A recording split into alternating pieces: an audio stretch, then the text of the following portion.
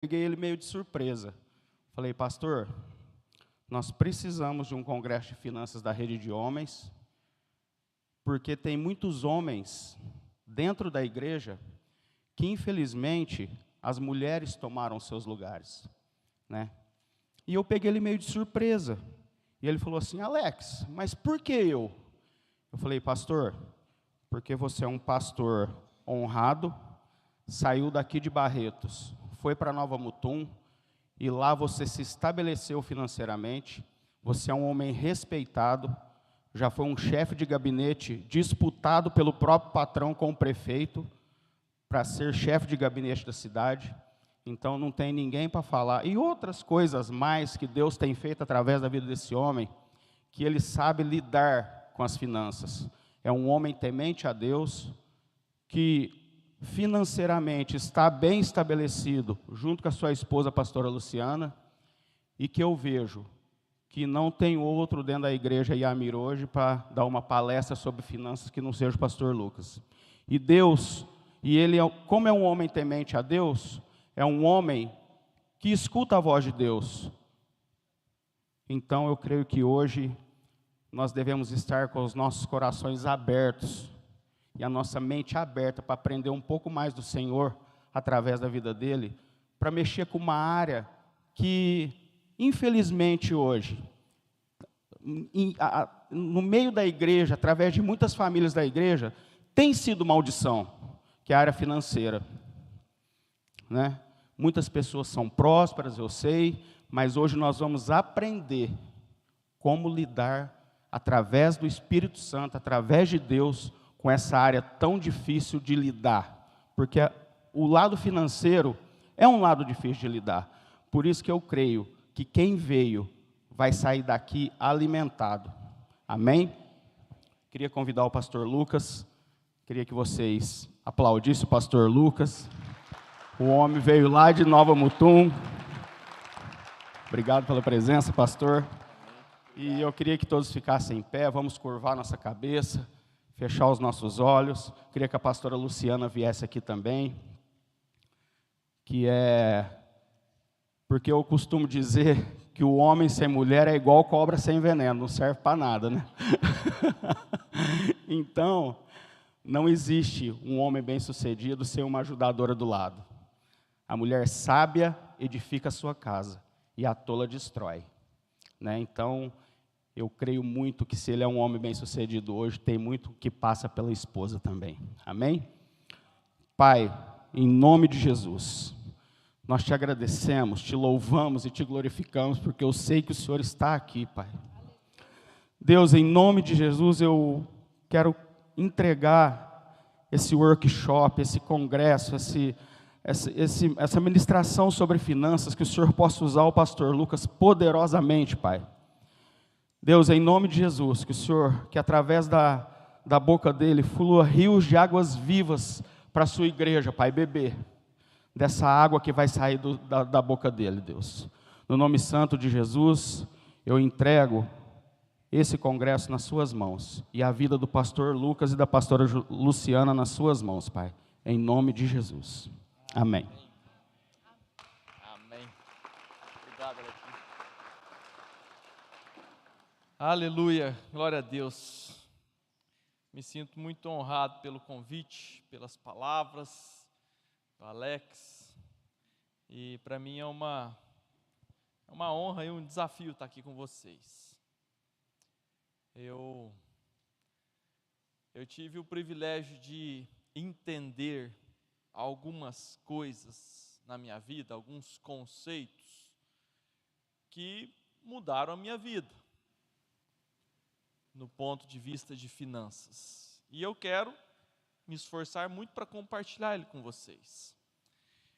E eu comentei com o Léo e com o Alex que eu preferiria muito mais que nós estivéssemos num grupo pequeno, mais disposto a ficar aqui horas, do que um grupo que viesse, que lotasse a igreja, mas que precisasse de uma ministração semelhante a um culto que demora 40 minutos. Então, prepara o assento que a gente vai ficar aqui bastante tempo, amém? Glória a Deus. Deixa eu orar mais um pouquinho. Paizinho do céu, eu quero me colocar diante de Ti, Deus, neste momento.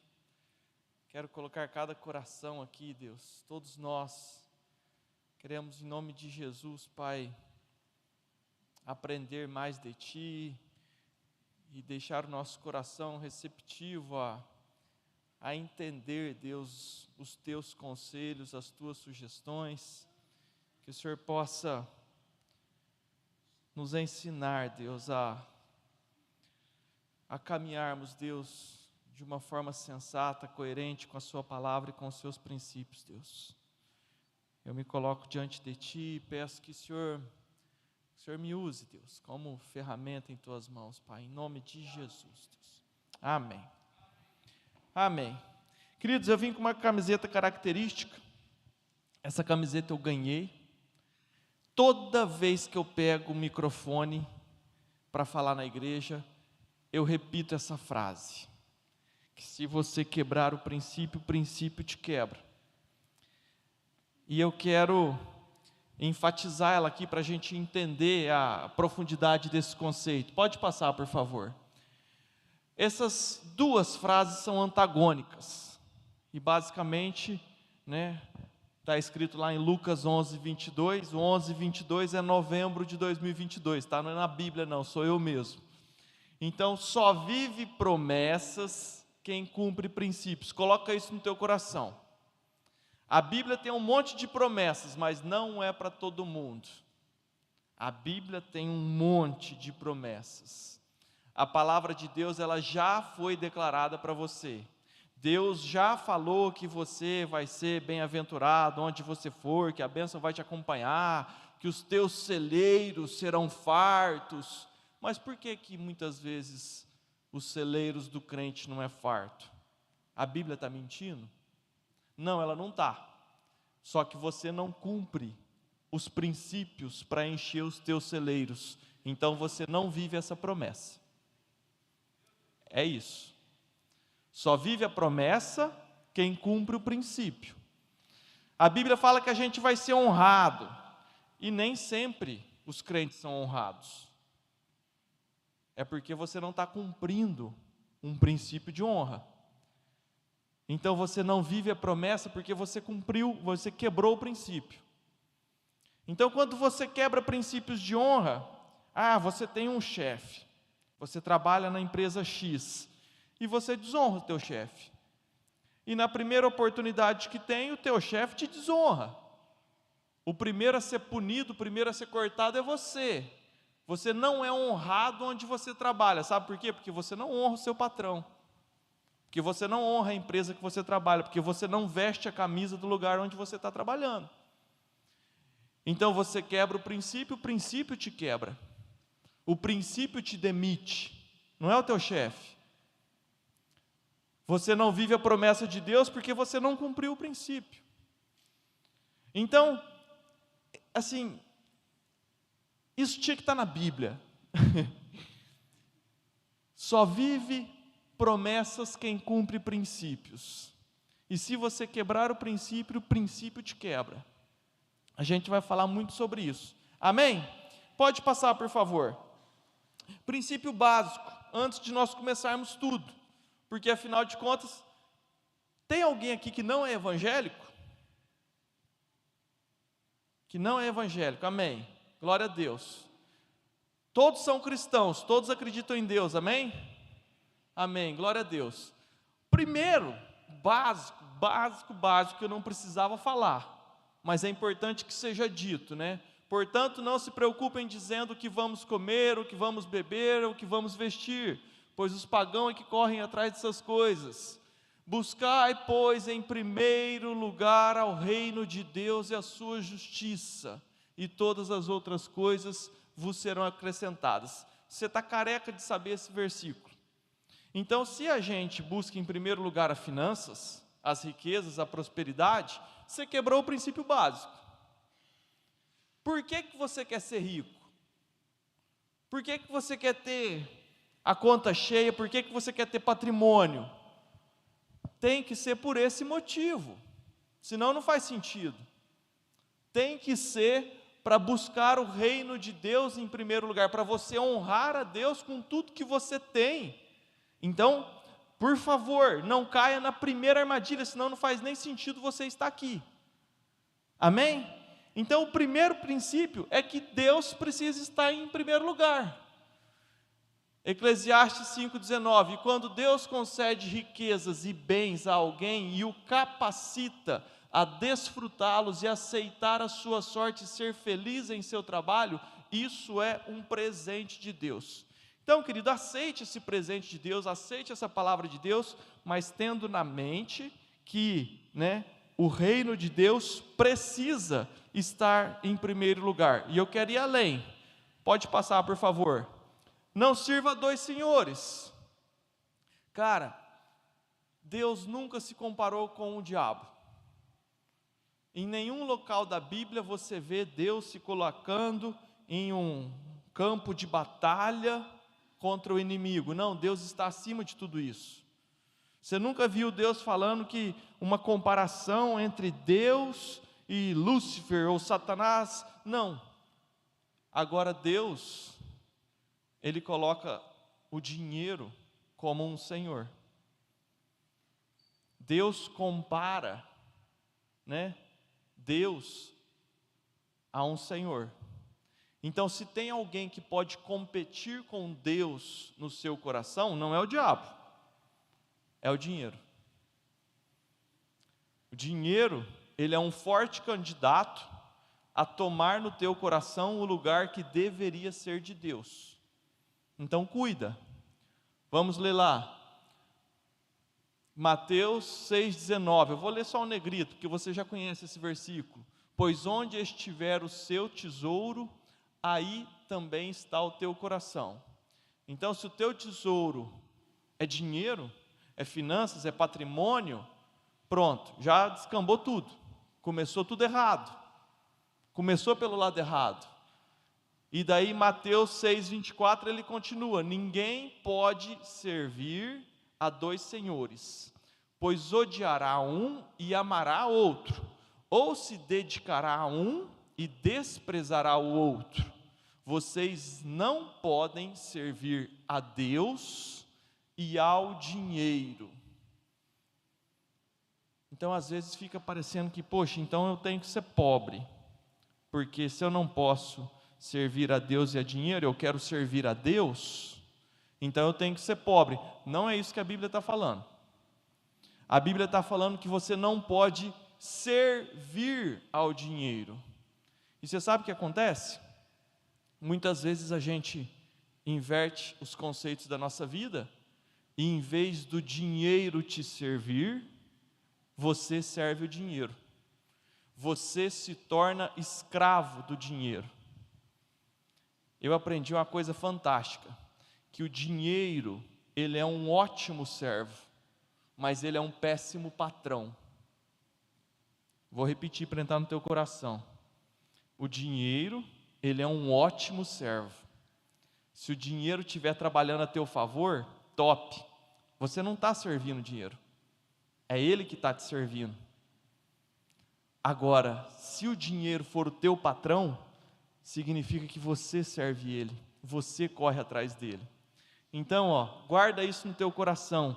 Não sirva a dois senhores. Você só pode servir a Deus. Amém? E o dinheiro, ele tem que te servir. Agora, isso não é fácil.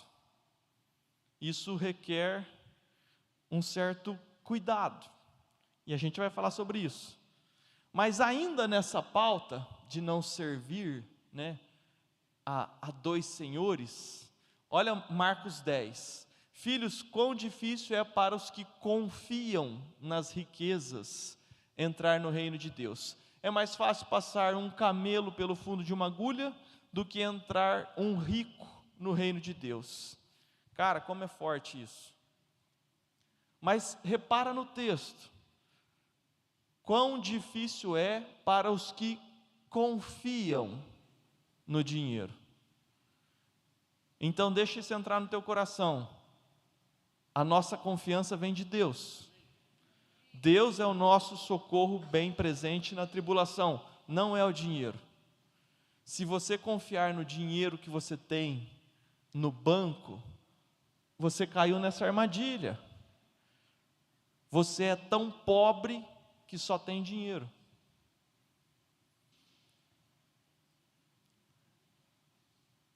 Você é tão pobre que você só tem dinheiro.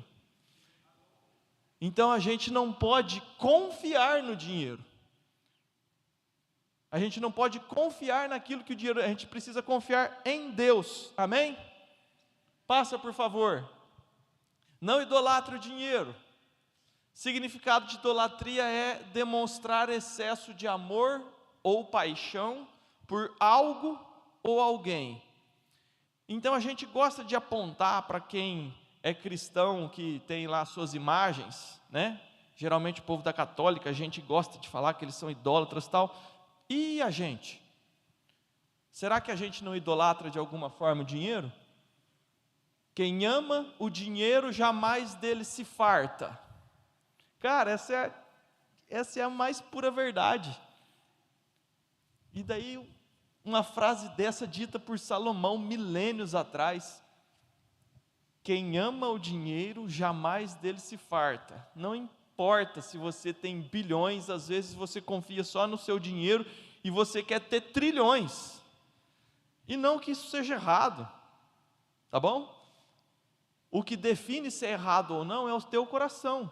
É se você confia na tua riqueza ou se você confia em Deus. Se você serve a Deus ou se você serve ao dinheiro. Não tem problema nenhum você ser bilionário. Pelo contrário, eu quero muito que você seja. Amém. Amém. Amém. Pode passar, por favor. Olha que frase legal. Quem serve a Deus por dinheiro vai servir ao diabo por um salário maior. Você sabe o que acontece? Tem muita gente que vem para a igreja porque acha que se vir para a igreja Deus vai abençoar. E Deus vai abençoar, e daí eu vou ter uma rica próspera, daí eu vou poder ter minha lancha, eu vou poder ter minha casa na praia, eu vou poder, porque Deus vai abrir as portas do céu e vão chover bênçãos sem medidas na minha conta bancária. Uau! Daí o cara vem para a igreja com essa expectativa, e daí essa expectativa não se cumpre. E uma expectativa que não se cumpre, ela vira uma frustração. E daí ela aprende que se ela fizer uma maracutaia aqui com um colega meu que tem umas ideias top, né? Que tem uns planos obscuros, daí vai dar dinheiro. Daí você sabe o que faz? O cara cai na armadilha. Porque ele viveu anos dentro da igreja esperando que Deus abrisse as comportas do céu, e as comportas do céu não se abriram, e daí o amigo ofereceu um negócio corrupto, que vai deixar ele rico rapidinho.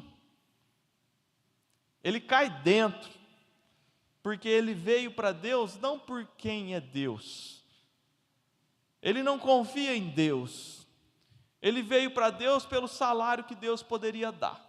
E já que Deus não deu, ele troca por alguém que dê. E se você parar para pensar, está cheio de exemplo aí em volta de você que você conhece. De pessoas que deixaram Deus porque a vida não foi abençoada como ele esperava. Pode passar, por favor. Vocês já pararam para refletir sobre essas coisas que eu estou falando? Vocês viram como é que é interessante?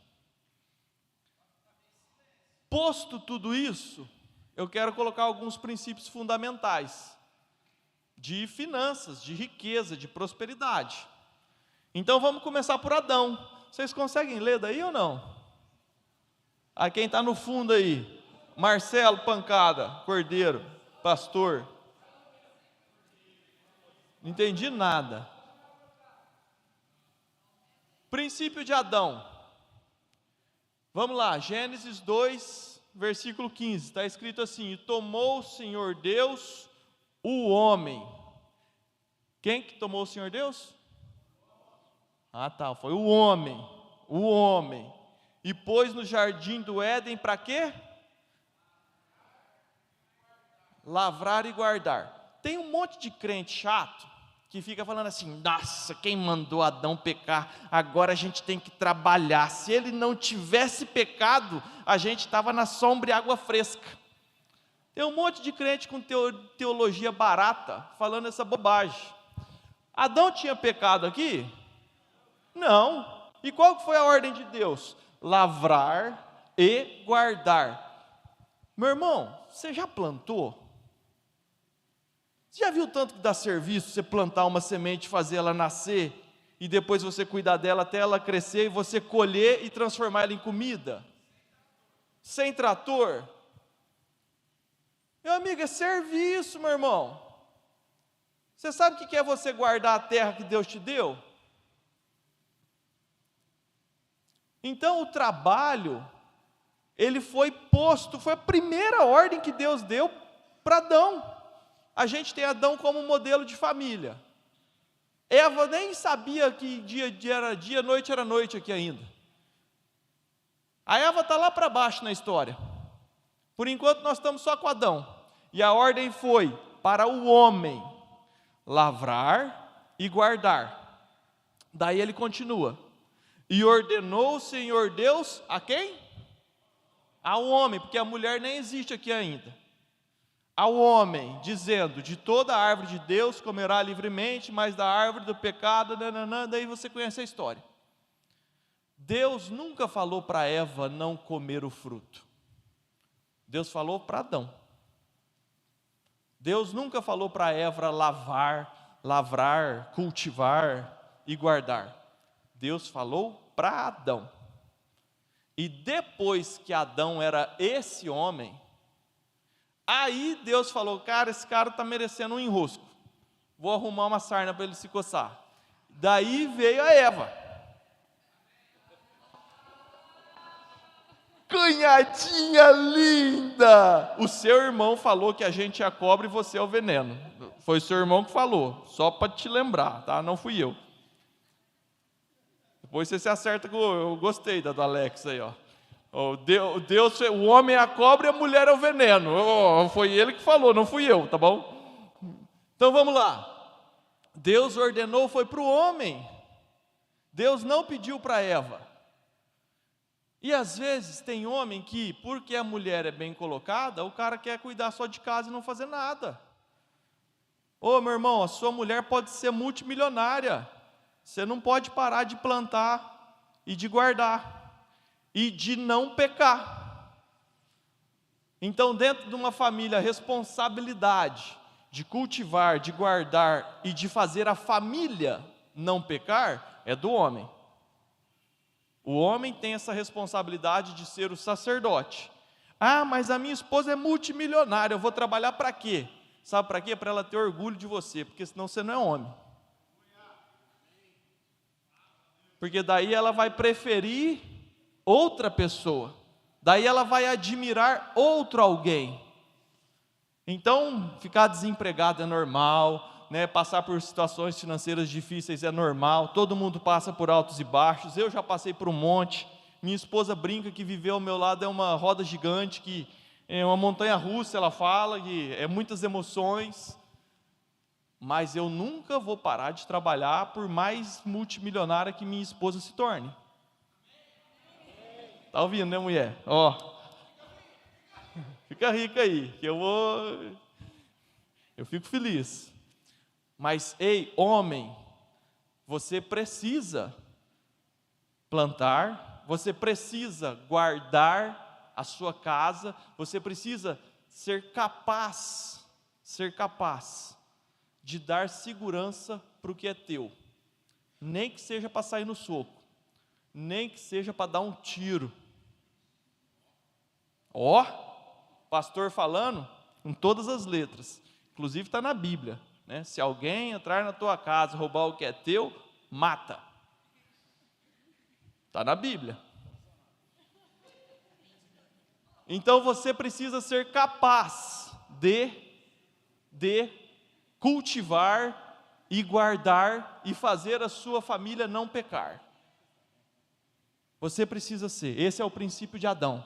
E depois disso, Você vai ter uma esposa apaixonada por você, que te respeita, que te admira, porque você é o homem que Deus pediu para que a gente fosse.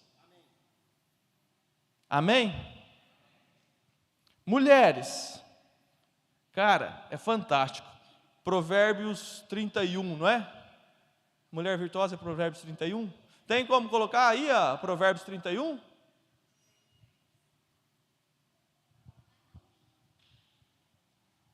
É o Brad Pitt ali que colocaram? Agora eu estou na fase de engorda. 31:10. Obrigado, pastora Aida. Ali 31:1 é conselhos para Lemuel, alguma coisa assim, né? Mulher virtuosa, quem a achará? Eu achei a minha. Te amo, amor. Tô depositando, tá, gente? O valor excede muito as finas joias. O coração do seu marido confia nela e não haverá falta de ganho. Cara, olha que interessante. Tem outra versão aí, a NTLH? Vamos ver. Eita. Olha o que assim, já na largada ele fala que o marido confia na mulher e não haverá, é difícil encontrar, pode passar, é o versículo 2, o seu marido confia nela e nunca ficará pobre. Olha só, já na largada, a mulher virtuosa é essa que não deixa o marido ficar pobre. Pode passar, por favor. Em todos os dias da sua vida, ela lhe faz o bem e nunca faz o mal. Está sempre ocupada fazendo roupas de lã e linho. Olha só, a mulher está produzindo, a mulher está fazendo. Dos lugares distantes ela traz comida para casa, como fazem os navios que carregam mercadorias. Cara, olha essa mulher, ela traz coisas de longe, ou seja, ela compra, ela faz o suprimento, né, da mercadoria que ela precisa para produzir a roupa. Ela se levanta de madrugada para preparar comida para a família, para dar ordens para as empregadas, ou seja, ela administra as coisas do marido. Ela administra as coisas do marido, ela examina e compra uma propriedade com o dinheiro que ganhou. Só até aí tá bom. Uau! E daí às vezes tem mulher que não quer desenvolver, que acha que é só o marido que precisa produzir, que não quer ajudar com nada, que só quer sombra e água fresca,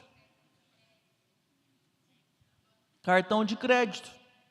E às vezes a mulher, ela não tem a noção de quanto custou, de quantas horas, de quanto tempo, de quanto esforço foi necessário para pagar, às vezes, algo que pode ser fútil.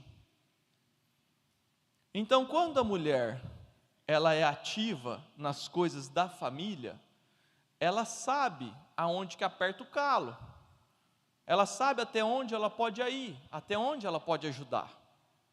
Essa é a mulher virtuosa. Amém? Pode passar, por favor. Princípio da semeadura. Plante. É tão simples. Princípio da semeadura, plante, né? Só que a gente tem dificuldade de entender esse conceito. Queridos, eu estou só falando de conceitos, mas nós vamos pegar algumas ferramentas daqui a pouco, tá? Mas é importante você colocar isso no teu coração. O que significa plantar? Eu sempre me esforço muito para trazer esses conceitos que todo mundo conhece, para a gente transformar isso em atitude. Como que eu vou? Todo mundo aqui sabe que, né, o princípio da colheita, que primeiro a gente precisa primeiro a gente precisa plantar para depois colher. Alguém aqui não sabia disso? Todo mundo sabe, amém? Agora, como é que a gente transforma isso em atitudes da nossa vida? Como é que a gente transforma esse conceito de plantar em ações do seu dia a dia? É isso que eu estou querendo produzir a reflexão em você agora. Então, a sugestão que eu tenho para você, ofereça a sua semente, o que você faz, o que você é bom, ofereça para quem quer que você possa. Faça proposta e não cobre. Por quê? Porque primeiro você precisa plantar. Então você é bom no quê? Você é bom em computador? Ofereça para alguém que pode ser o seu cliente o seu serviço. Dê uma amostra daquilo que você pode fazer para ajudar aquela empresa. Fala assim, cara, tá vendo a tua empresa? Eu tenho condições de te ajudar nisso aqui, ó. Deixa eu fazer 1 mês para você, não vou te cobrar nada. Se for legal, daí a gente senta para conversar. Isso é plantar. Porque ninguém que está bem, ninguém que é rico, ninguém que tem uma mega estrutura, vai ficar correndo atrás de você, pedindo, por favor, me dê a sua sementinha. Não é assim que funciona. É você que tem que lançar a sua semente. E o que é a sua semente? O que é a sua semente? Você trabalha com calha? Ofereça o seu serviço para alguém. Você trabalha com não sei qual que é a sua área de atuação. Eu quero aqui dar exemplo da minha. Só que eu tenho um conselho. Tudo que você fizer, faça como se fosse para Deus. Isso está em Colossenses 3 alguma coisa. E isso é muito interessante. Isso é profundo demais. Porque às vezes você é um funcionário público, às vezes você é um funcionário de uma empresa, não sei qual que é a sua atuação, mas às vezes a gente trabalha por hora. Às vezes você trabalha com cabeça de empregado, você quer pagar as horas que você deve. Quantas horas você deve? 42 horas por semana? Então você senta para esperar o tempo passar e você faz aquilo que é a tua obrigação. Isso não é trabalhar como se fosse para Deus. Trabalhar como se fosse para Deus é vestir a camisa da empresa como se fosse dono dela. E enxergar tudo que pudesse ser melhor. E fazer tudo que pudesse ser feito. É se sentir parte daquele corpo. E dar o seu melhor para fazer aquele corpo crescer.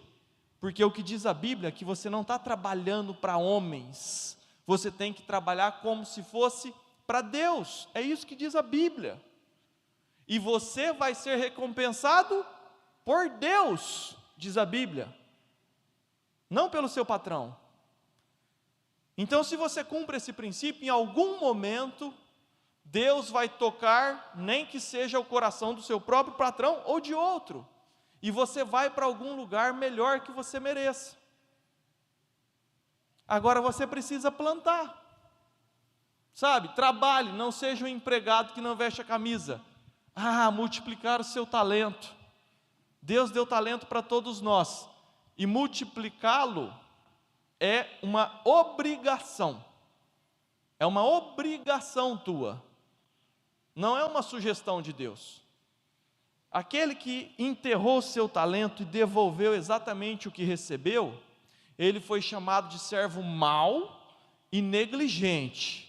Vaza daqui e pega esse pouquinho que eu te dei e entrega para quem tem muito. Deus é capitalista. Se fosse socialista, Deus ia falar assim, ó, tá vendo você que multiplicou por 10? Pega esses 10 que você multiplicou e vamos distribuir para a galera que está com um só. Não, Deus fez o contrário. Tá vendo aquele que está com um só? Tira de quem tem um só e dá para esse que tem um monte. Esse é Deus. Esse é Deus. O que fez o que não multiplicou o talento, que foi negligente, ele votava no Lula.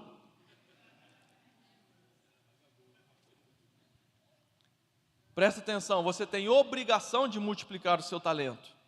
Então, quando você estiver trabalhando, seja para você mesmo, ou seja para a sua empresa, ou seja para o município ou para o governo, é necessário, é obrigatório você multiplicar os talentos que Deus te deu.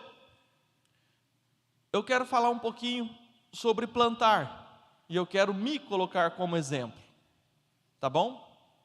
Porque eu entendi isso que eu estou pregando, e eu trabalhava como se fosse para Deus, eu dava o meu melhor na empresa que eu trabalhava, e eu fui crescendo, Deus foi me colocando em destaque na empresa que eu trabalhava, e eu fui aumentando os meus cargos, as minhas responsabilidades, e eu devagarzinho e gradativamente, fui tendo desafios maiores, fui pegando mais setores, até que eu virei gerente. Eu estava no maior cargo que eu pudesse estar. Só que a empresa que eu trabalhava, embora fosse muito grande, ela era uma cooperativa. Cooperativa tem vários donos. Até que apareceu uma pessoa, um multimilionário, e comprou a empresa. E quando ele comprou a empresa, ele trouxe um diretor novo. Ele comprou o passe de um diretor famoso, um cara mega preparado, top da galáxia, para tomar conta da empresa que ele comprou. Tudo normal, tudo certo. O diretor, quando vem, ele traz consigo a sua equipe. É muito normal isso. É igual prefeitura. Quando um prefeito vence uma eleição, não significa que os secretários anteriores eram ruins. Não. O prefeito novo, ele traz consigo a sua equipe. E a tropa de elite, ela é alterada. Então, um prefeito, ele coloca os secretários que ele confia, não tem nada pessoal com os outros. Mas ele traz a equipe dele. Assim é numa grande corporação, qualquer grande empresa. Então veio esse diretor e ele trouxe consigo os gerentes que ele confiava, ele não me conhecia. Então eu estava lá já, isso foi em 2014, 2015, e eu fui demitido. Eu não fiz nada de errado, eu fiz tudo certo. Eu era um ótimo funcionário, honesto, competente, e eu fui demitido por nada pessoal, porque foi alterada a empresa, simples assim, tudo certo. E nós entramos num acordo que eu iria sair da empresa. Ok, eu passei tudo que eu pudesse para quem iria ficar no meu lugar. Foi uma transição amigável, Eu fui muito honroso com a nova equipe. Ajudei tudo que eu pudesse ajudar. Todo mundo foi embora. Na hora de eu ir embora, eles falaram assim: ô Lucas, vem cá, você tem algum lugar para ir? Eu falei: cara, eu provavelmente vou para Minas, mas eu tenho uma proposta para te fazer. E eu fiz uma proposta, eu joguei a minha semente. Falei assim: se vocês aceitarem, como vocês não têm uma equipe técnica, já com mais experiência, igual eu já conheço aqui dentro, eu me proponho a prestar um serviço, não como funcionário, como um consultor, dando uma assessoria. Eles falaram: beleza, legal. E nós fizemos um acordo e eles me contrataram por 1/3 do que eu ganhava. Então imagina, você tem um salário de 10 e do dia para a noite você passa a receber 3. Esse era eu. E a minha vida mudou. Só que a primeira semente que eu plantei, eu já consegui. Esses 30% do que eu ganhava já era alguma coisa. Eu já fiquei feliz. E você sabe o que eu fiz? Eu comecei a plantar. E como é que eu plantei? Eu liguei para outra empresa e falei assim: ô João, é o seguinte, eu quero te fazer uma proposta. Eu quero trabalhar para você. Você não precisa me pagar salário, você não me precisa pagar telefone, nem gasolina, não precisamos ter vínculo empregatício nenhum. Eu quero só que você me dê a oportunidade de fazer negócios para a sua empresa. E se eu conseguir, se eu tiver êxito, você me contrata para eu dar assessoria com uma pequena parte do que eu consegui para você. Para pensar comigo, por que um dono de uma empresa falaria não para mim? Olha a condição que eu coloquei. Você não me paga nada, você não tem nenhum vínculo empregatício, você não tem nenhum custo com o que eu vou fazer por você, mas se eu conseguir, você me paga uma pequena assessoria mensal, com uma parcela do que eu vou ganhar para você. Beleza, Lucas, toca em frente. E eu fiz isso para outro, e para outro, e para outro, e para outro. E muitos deram certo, e muitos não deram. Mas hoje, a somatória de tudo que eu faço, me dá uma renda muito maior do que a que eu tinha. Foi fácil? Não foi. Você está achando que plantar é fácil? Não, plantar custa. Custa tempo, custa dedicação, custa serviço. Eu quero dar um exemplo ruim.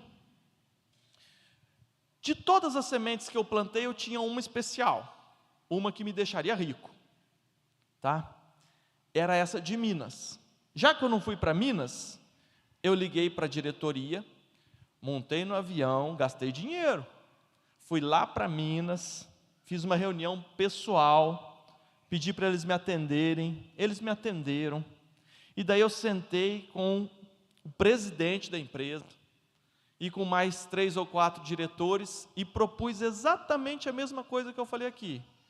Eu falei assim, senhores, eu estou aqui para propor o seguinte: eu entro na fábrica de vocês sem nenhum custo e eu vou fazer uma negociação com o seu produto. Eu vou desenvolver um produto, eu vou arrumar um cliente para o seu produto, eu vou vender o seu produto. O seu produto hoje, pernil, era um frigorífico, tá? Pernil e paleta, custa R$15. Eu vou vender ele na Rússia por $5. Então você vai ganhar R$10 a mais por quilo. Vezes os 5.000 animais que você abate por dia, nós estamos falando de um dinheiro que a gente não dá conta de contar. Era absolutamente espetacular para a empresa. Consegue entender? Imagina você parar de vender em Minas, colocar todo o produto dentro de um container e mandar para a Rússia. E o mesmo produto que você vendia por R$15, você vai vender por 25. Era fantástico. Mas para fazer isso, era 50 gigantes que eu precisava derrubar. E eu comecei a trabalhar, porque eu já estava mais ou menos ancorado com as sementezinhas que eu tinha plantado. Eu plantei várias sementes, então eu ganhava um pouquinho daqui, um pouquinho de lá, eu já conseguia me sustentar, graças a Deus a minha esposa também tem renda, então a gente já vivia bem, então essa era uma aposta maior. E eu comecei a ir para Minas, e eu trabalhei, e eu mexi na empresa, e eu autorizei rótulo em Brasília, e daí eu fiz um processo de habilitação da empresa lá na Rússia, e cara, é trabalho pra caramba, não quero ficar falando aqui daquilo, mas é aquilo que eu sei fazer, é aquilo que eu fiz a minha vida inteira, para outra empresa. Então, eu me propus a lançar essa semente, e se desse certo, a empresa ia ser extremamente beneficiada, e aqueles milhões que eles ganhariam, não faria diferença nenhuma para eles me dar 0,5%, que foi o que eu pedi, 0,5%. Esses 0,5% ia fazer eu amarrar meu burro na sombra.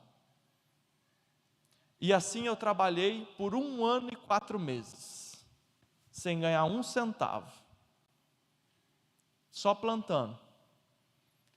Plantar custa tempo, custa dinheiro, custa dedicação. E eu fiz tudo isso, e estava tudo encaminhado, tudo dando certo. Daí no 45 do segundo tempo, quando a gente estava planejando o primeiro container, sabe o que aconteceu?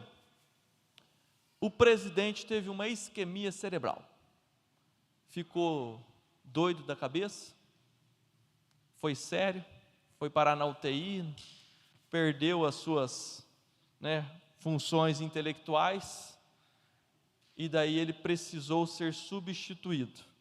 E quando o presidente é substituído, toda a equipe abaixo dele também é. E assim foi por ralo, 1 ano e meio que eu fiquei plantando. Mas e daí? Outras sementes prosperaram. Outras várias. E hoje eu não consigo mais plantar. Hoje tem gente que me procura, eu falo, cara, eu não dou conta. Não dou conta, eu já tenho bastante serviço. Mas eu fiquei por muito tempo plantando. Eu planto por uma empresa daqui, Rio Claro.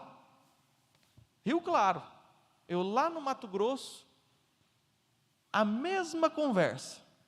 Cara, é o seguinte, posso negociar seu produto? Me dá a oportunidade, eu vou fazer tudo. Se der certo, você me contrata como seu assessor. Combinado? Combinado. Deu certo. Demorou 3, do dia que eu fui mandado embora, até eu colher minha primeira semente, foram 4 meses. E foi uma sementezinha desse tamanhozinho aqui, ó. Foi uma notazinha, só um piquitico. E daí eu quero te perguntar outra coisa. E se eu não tivesse 4 meses para me sustentar? Como é que eu ia plantar? Então hoje eu fui reposicionado porque eu tinha condição de plantar. Se eu não tivesse, eu ia ter que bater palma na empresa do lado e aceitar um emprego para ganhar metade do que eu ganhava. Porque eu não tinha recurso para me sustentar. Então, só que isso aí nós vamos falar mais para frente. Por enquanto nós estamos falando em plantar. Então eu tenho inúmeros exemplos muito bons da minha vida pessoal, de que deram certo e foram maravilhosos. E tenho outros que não deram. E assim é a própria Bíblia. A parábola lá não fala que vai ter semente que vai cair no espinho, que vai cair no cimento, mas tem algumas que vai cair em terra boa. Então plante. Sabe qual que é o problema da nossa geração? É que a gente quer colher antes de plantar. Você quer propor um trabalho, você quer cobrar super caro pelo seu trabalho, sendo que ninguém te conhece, sendo que você não provou nada para ninguém. Será que você é bom? Será que você dá conta? Daí, antes de você demonstrar o seu potencial, você quer cobrar um monte daquele que é um empresário. O empresário não é bobo, cara. Se o empresário fosse bobo, ele não era bem sucedido. Então a gente precisa respeitar quem está lá em cima. Não foi de graça que ele está lá. Não foi fácil ele chegar onde ele chegou. Então a gente precisa plantar. Amém? Pode passar, por favor. Aí, ó, tudo que eu falei está resumindo nessa frase. O sol nasce para todos. Sol nasce para todos, amém? Mas a sombra é para quem planta, meu irmão. A sombra é para quem planta. E plantar custa caro. Plantar não é de graça, plantar não é fácil. Plante, porque senão você não vai ter sombra lá na frente, não. Pode passar, por favor. Josué, mais um princípiozinho. Eita, nós, eu vou ter que acelerar demais o que eu tenho para falar. Vou nada, vocês vieram aqui para ter tempo, amém? Então não vou acelerar não. Princípio de Josué, conquiste. Olha que coisa mais básica. Todo mundo sabe da história de Josué, que ele tem que conquistar. Todo mundo sabe que Josué e Caleb conquistaram a terra prometida, tal, beleza. Agora vamos transformar o conquiste, que você já sabe, em atitudes. O que a gente pode fazer para conquistar? Vamos trazer para o nosso dia a dia. Josué tinha uma aliança com Deus, amém? Quem tem aliança com Deus aqui, faz assim para eu ver. Tá, então a gente também tem aliança com Deus. O que Deus falou para Josué? Cadê o versículo? Josué, e tudo que fizer será bem sucedido. Amém? Josué 1:8. 1:8. Deus foi lá e falou: Josué, você toma cuidado para não pisar nem para a direita nem para a esquerda, porque então farás prosperar o teu caminho. Olha que legal. Fale sempre deste livro da lei, estude nele, medita, se esforce para viver de acordo com tudo que nele está escrito. Pode passar. Se fizer, se fizer, tem que fazer, né? Tudo isso lhe correrá bem.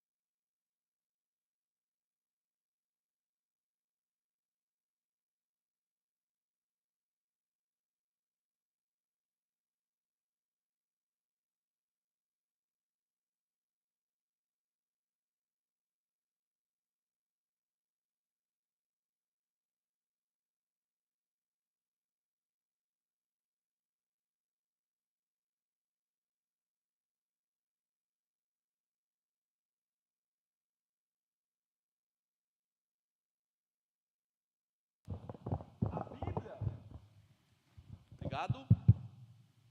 A Bíblia, ela já te entregou que você vai ser cabeça, que você não vai ser cauda, que tudo que você fizer vai ser bem sucedido, né? Que onde você entrar vai ser legal, que, enfim, meu irmão, tem mais de 2.000 promessas. A promessa, a palavra de Deus para abençoar a sua vida, ela já foi lançada, assim como ela foi lançada para Josué. Josué, está aqui a sua terra, conquiste. Então sabe o que Deus falou? Falou assim, ei você, está aqui a sua bênção. Eu tenho para você um trabalho que mana leite e mel, conquiste. Eu tenho para você uma esposa que mana leite e mel, conquiste. Eu tenho para você uma fortuna em dinheiro que mana leite e mel, conquiste. Deus, Ele não deu, Ele falou assim, está aqui o endereço, vai lá que a terra é tua. Quando eles chegaram lá, eles precisaram guerrear, eles precisaram sair na porrada com aquela galera lá, e botar todo mundo para correr. Foi assim que aconteceu. Então Deus, Ele já te deu a palavra, Ele já entregou uma promessa para a sua vida, só que muitas vezes o crente quer esperar em Deus. Vou esperar em Deus, que Deus vai fazer os gigantes dessa terra adoecerem, e daí quando Deus fizer isso, daí eu vou entrar. Se Josué tivesse pensado assim, ele estava lá no deserto até hoje, meu irmão. Ele teve que sair no braço com aquela galera toda lá. Então sabe aquele trabalho que mana leite e mel, que você está vendo, que você tem condição de estar lá, que Deus te deu aquilo lá? Você vai ter que sair no braço para conquistar aquilo lá para você. É assim. Pelo amor de Deus, quando eu falo sair no braço, eu estou falando dentro das 4 linhas da Constituição, tá bom? Não vai sair da bênção, tá? Não vai pisar fora da linha.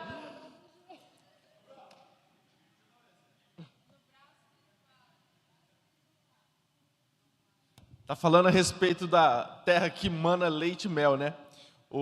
Tem um filósofo que eu admiro muito, acho que ele chama Robortella.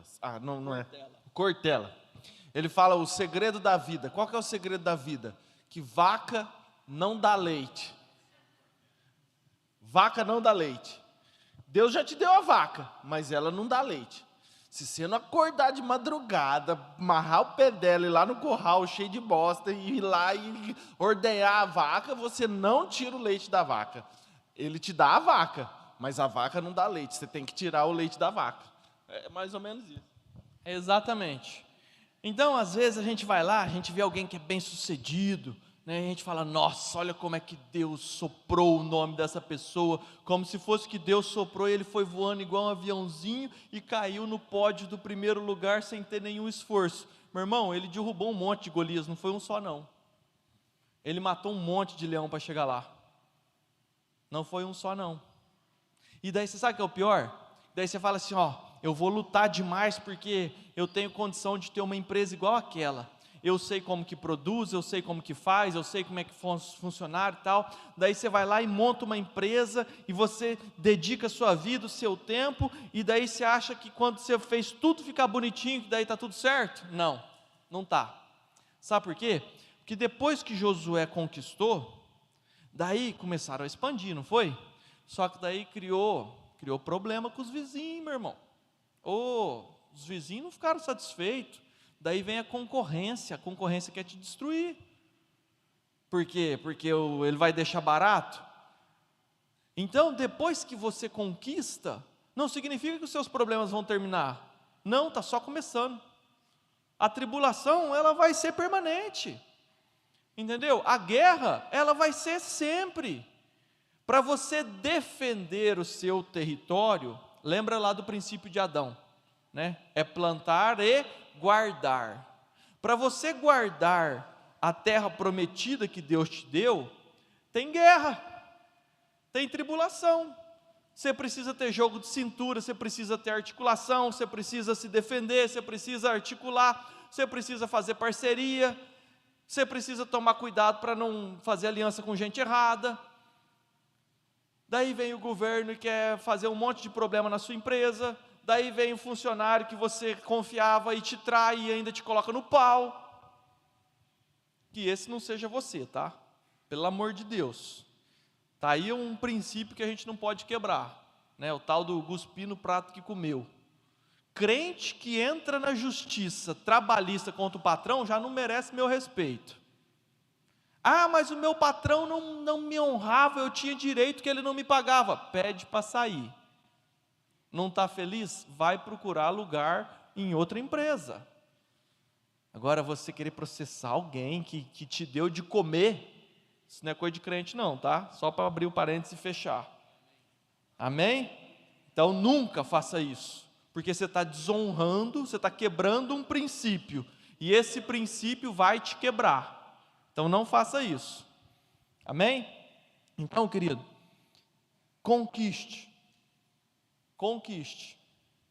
É isso que Josué fez, ele conquistou. Eu quero que você coloque isso no teu coração. Se Josué não partisse para cima, ele estaria no deserto até hoje. Então a gente precisa de atitude para buscar aquilo que a gente almeja. A gente precisa tomar ações, a gente precisa planejar como que a gente vai chegar naquele local. Então eu não sei qual que é o teu negócio. Eu não sei se você é carpinteiro, não sei se você vende pastel, não sei se você é um técnico em informática. Eu quero dar um exemplo aqui. Eu tenho ajudado uma pessoa lá em Nova Mutum, um amigo meu pessoal. E ele passa por problemas financeiros, estava com dificuldade. E ele é muito bom em internet, em Instagram, em tag, essas coisas. E ele começou a se especializar nisso, comprou equipamento para isso, fez tudo para isso, só que não tinha serviço. Por quê? Porque ninguém conhece ele.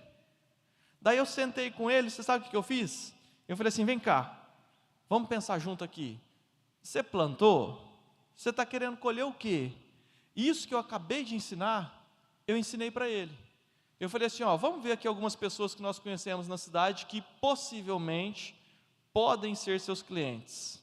Daí a gente pensou o nome de 4 pessoas. Falei, então tá bom. Tá vendo essas 4 pessoas? Marca uma reunião com eles e faz a seguinte proposta. Deixa eu cuidar do Instagram da sua loja por 1 mês. Eu vou bater foto, eu vou postar, eu vou fazer, eu vou movimentar a sua rede social. Se a sua loja melhorar, daí você me contrata ou não. Fica à vontade. Posso produzir conteúdo para a sua loja durante 1 mês? Você acha que alguém vai achar ruim? Seu Roberto, se alguém chegasse para o senhor e falasse assim, seu Roberto, deixa eu fazer propaganda da sua loja por 1 mês de graça, você não me paga nada. Você acha que ele vai achar ruim? E daí, depois de um mês trabalhando, se ele vê que o cara trouxe resultado, que o cara é bom, ele vai lá e combina um valor. Isso é plantar. Isso é conquistar. E assim ele vai conquistando clientes. E depois que ele estiver cheio de clientes, daí você sabe o que acontece? Daí as pessoas correm atrás dele, né? Ele não precisa mais correr atrás das pessoas. E daí aquele preço que ele combinou com o seu Roberto, não, agora o preço é outro, meu irmão, porque agora eu estou com a minha agenda cheia. Se você quiser que eu trabalhe para você, eu trabalho por tanto. Então é assim que a gente conquista o nosso espaço. Amém? Passa, por favor. Outro princípio de Paulo.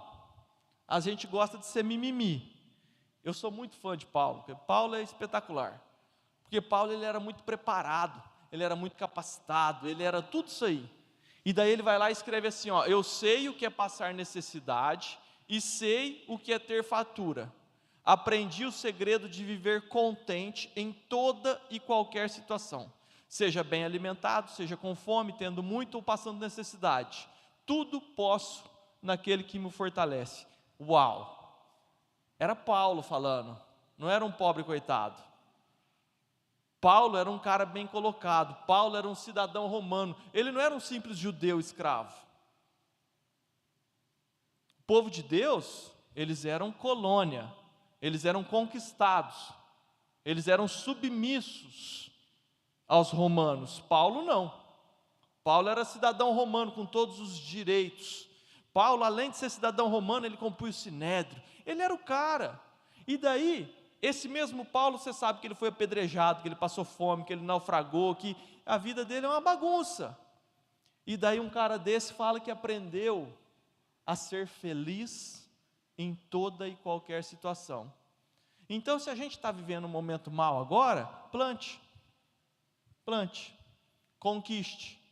Sabe os dois princípios que nós acabamos de falar? Eles servem para quem está nessa situação aqui, ó. Você está na fossa, meu irmão? Você está mal, você não tem dinheiro para nada? Plante, conquiste. É isso que você tem que fazer. Se mova, faça alguma coisa. Pense, coloca o teu joelho no chão, pede sabedoria para Deus, pede direção para Deus e jogue sua semente. E vai atrás de fazê-la produzir e conquiste. E seja feliz em toda e qualquer situação. Amém? Pode passar, por favor, que agora nós vamos para umas ferramentas bem legal. Que hora que foi que nós combinamos o intervalo? Cadê o Léo? 4h30. Tá. Eu quero apresentar para vocês algumas ferramentas que me ajudam muito, tá bom? Não.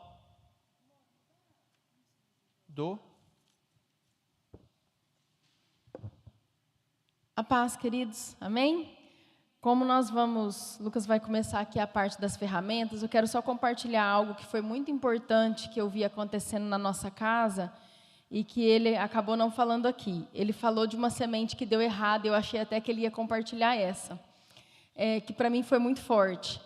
Ele também teve uma situação que ele foi atrás de desenvolver tudo com uma empresa, e eu vou falar isso para a gente enxergar o cuidado de Deus com aquela semente que às vezes está sendo colocada num lugar que não é bom e que a gente às vezes não enxerga. Então, aparentemente a empresa era boa, e ele fez tudo do jeito certo com a empresa. E de repente, estando tudo certo também com a empresa com a qual ele trabalha hoje, ele se comprometeu com todo mundo e começou a dar tudo errado. E daí o diretor da empresa, lá em Nova Mutum, para a qual ele trabalha, cobrando ele, mas cadê o pessoal? O pessoal não atende. O pessoal não atendia, mas ele no telefone. Ele falava, meu Deus, fui lá, fiz reunião, articulei tudo, contrato, e agora esse monte de dinheiro envolvido para ir ou não ir, e o pessoal nem me atende mais o telefone. Gente, isso foi passando os meses, e aquele pessoal não queria mais fazer reunião, não atendia o telefone e não dava satisfação. E a gente orando, Senhor, o que está acontecendo? Porque esse tempo da espera do crente não é fácil. Aí a gente ora e não tem a resposta, e ora e não tem a resposta, e fala, Senhor, né? O que está acontecendo? E eu ajudando ele em oração. E aí passaram-se alguns meses, de repente, nós recebemos uma notícia de que o pessoal, às vezes nesse meio que tem muito dinheiro, quem aqui trabalha com empresa grande sabe o que eu vou falar, tem muita gente corrupta, né, no meio de tudo isso. Então, quando viram que ele não ia oferecer nada por fora, na verdade, esse pessoal com quem ele estava negociando, ele não sabia, mas eles eram corruptos. E eles viram que não ia oferecer nada por fora, eles começaram a queimar o negócio. E lá na frente, essas pessoas foram envolvidas de uma forma que um foi preso, aí os outros que tinham negócios com eles começaram a ser investigados, com sigilo bancário sendo quebrado. E quando a gente viu tudo aquilo, ele trouxe até para a empresa para a qual ele trabalha, que ele estava levando para fazer negociação com a outra, e falou para o próprio, hoje vamos dizer, chefe dele, né? Falou, olha, você está vendo, foi um livramento de Deus para a nossa vida. Então, coube ali até um testemunho do céu, né? De como que Deus nos guarda, porque com aquele pessoal que ele estava começando a negociar, foi todo mundo, tinha gente presa, Polícia Federal em cima, um rolo do tamanho do mundo. Então, para a gente ver como que a gente estar andando com Deus também nos traz livramento, né? Em toda e qualquer situação. Amém? Amém. Obrigado.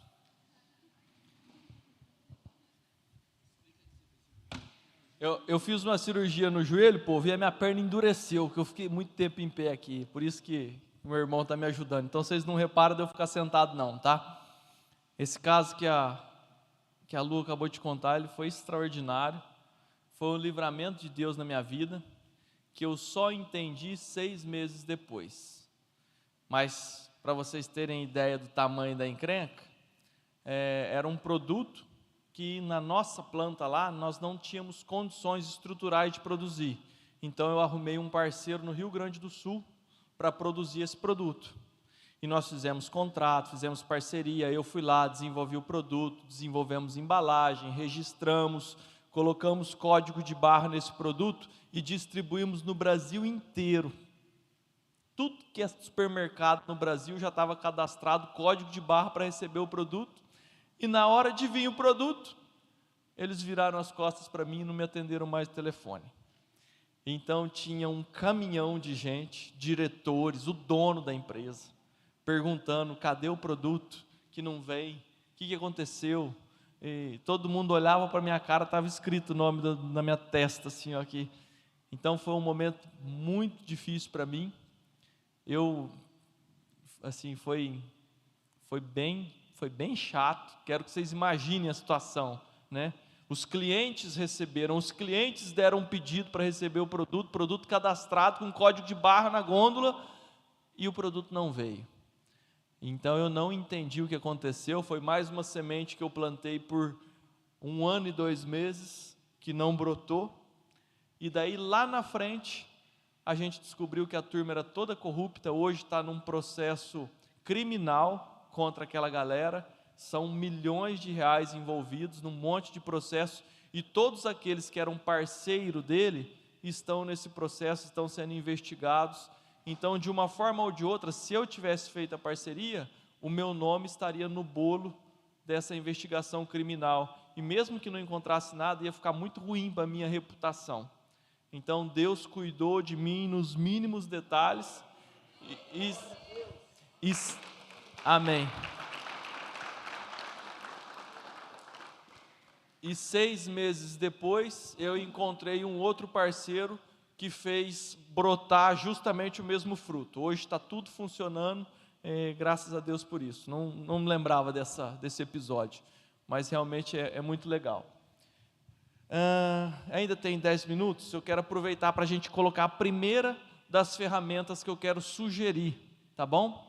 A primeira das ferramentas é essa aí, ó, casais inteligentes enriquecem juntos.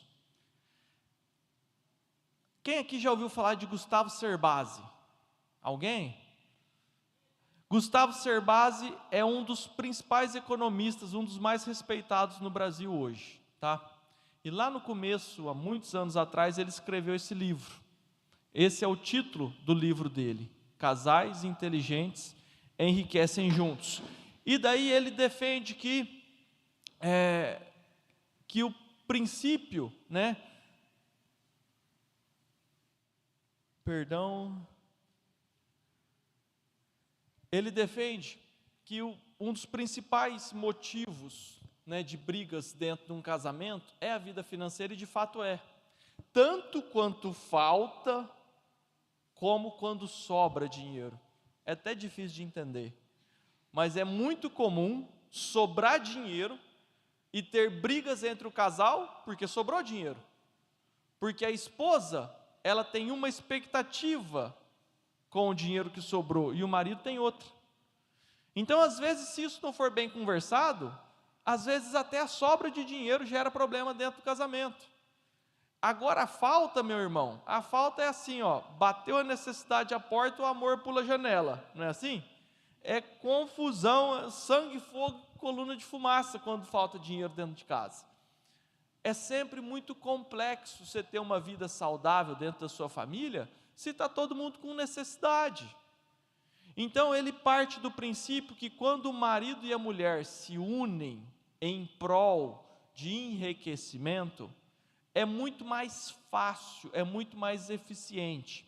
E é claro que isso não é uma regra, é uma sugestão, porque nem todas as mulheres, nem todos os maridos conseguem, dependendo do negócio, dependendo da atividade, ter uma vida unificada em termos de finanças. Mas é espetacular quando isso é possível, e na grande maioria das vezes é. Sabe por quê? Porque vocês sabem que historicamente, evolutivamente, ao longo dos milênios, os homens, eles foram preparados, a vida, a natureza, ela fez com que nós, homens, fôssemos muito mais focados naquilo que nós estamos fazendo. Enquanto que as mulheres, evolutivamente, geneticamente, elas têm uma capacidade muito maior de fazer 10 coisas ao mesmo tempo, né? Mulher, ela cozinha enquanto está com o bebê no colo, falando no telefone, assistindo novela. Homem, se estiver cuidando do leite, né, colocou o leite para ferver, se o telefone tocar, eu começo a conversar no telefone, o leite ferve e você deixa o leite cair. Um homem não dá conta de fazer, mas em contrapartida a gente foca demais. A gente atinge objetivos com mais facilidade. Mulheres às vezes se dispersam e saem do foco.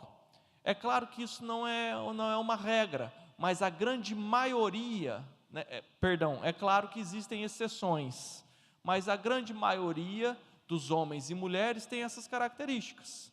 Eu e minha esposa somos perfeitamente isso. Eu sou o cara do foco.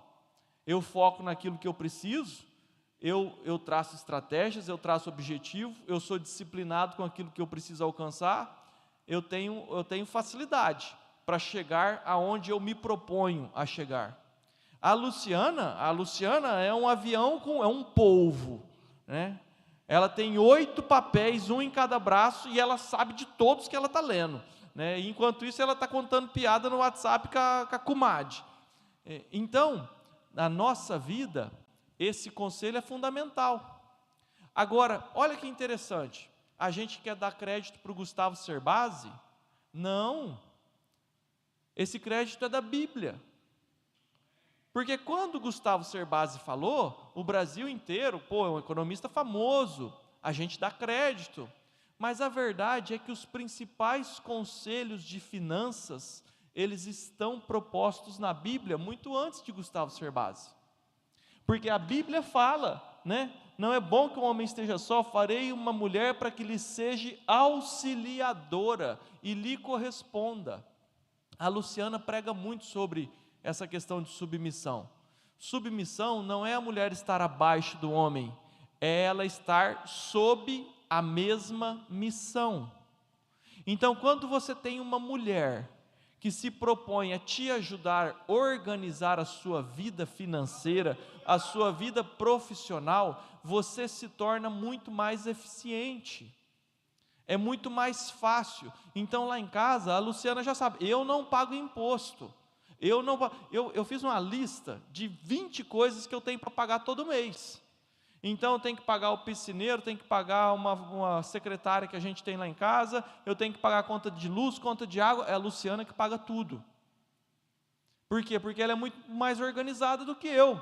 Eu vejo o documento, eu rasgo, eu jogo fora, eu não sei onde está a nota fiscal, eu não sou eficiente na parte de organizar a minha vida, as minhas papeladas, os meus documentos, a minha burocracia. A vida é burocrática.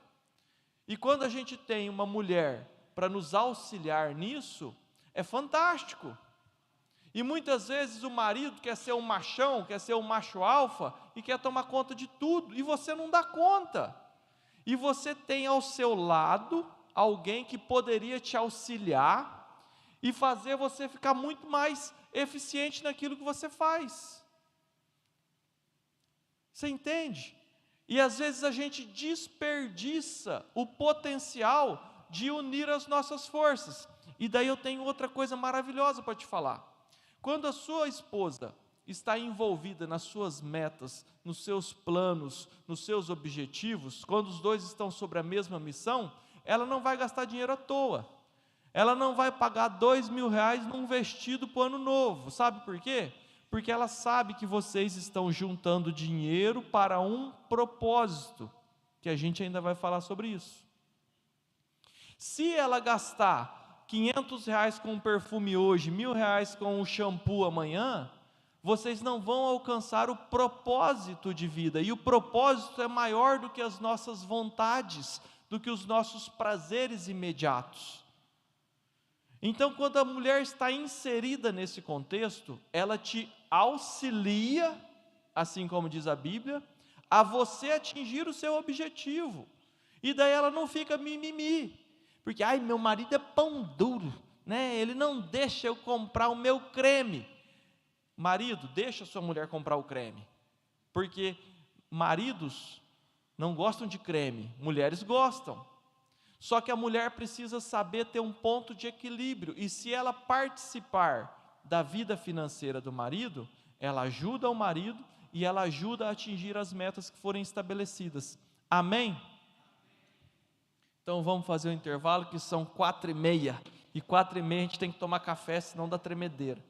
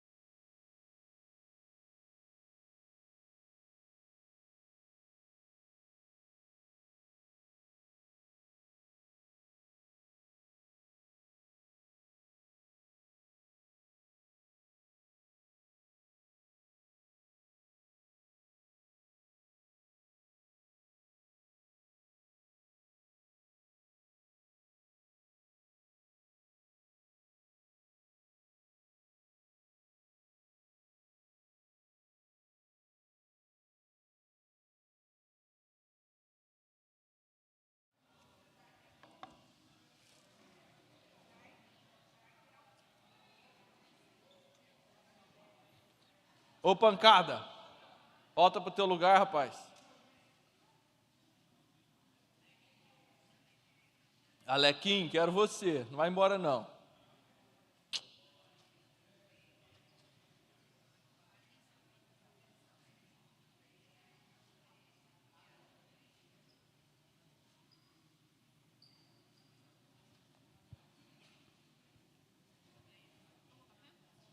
Tomei. Eita.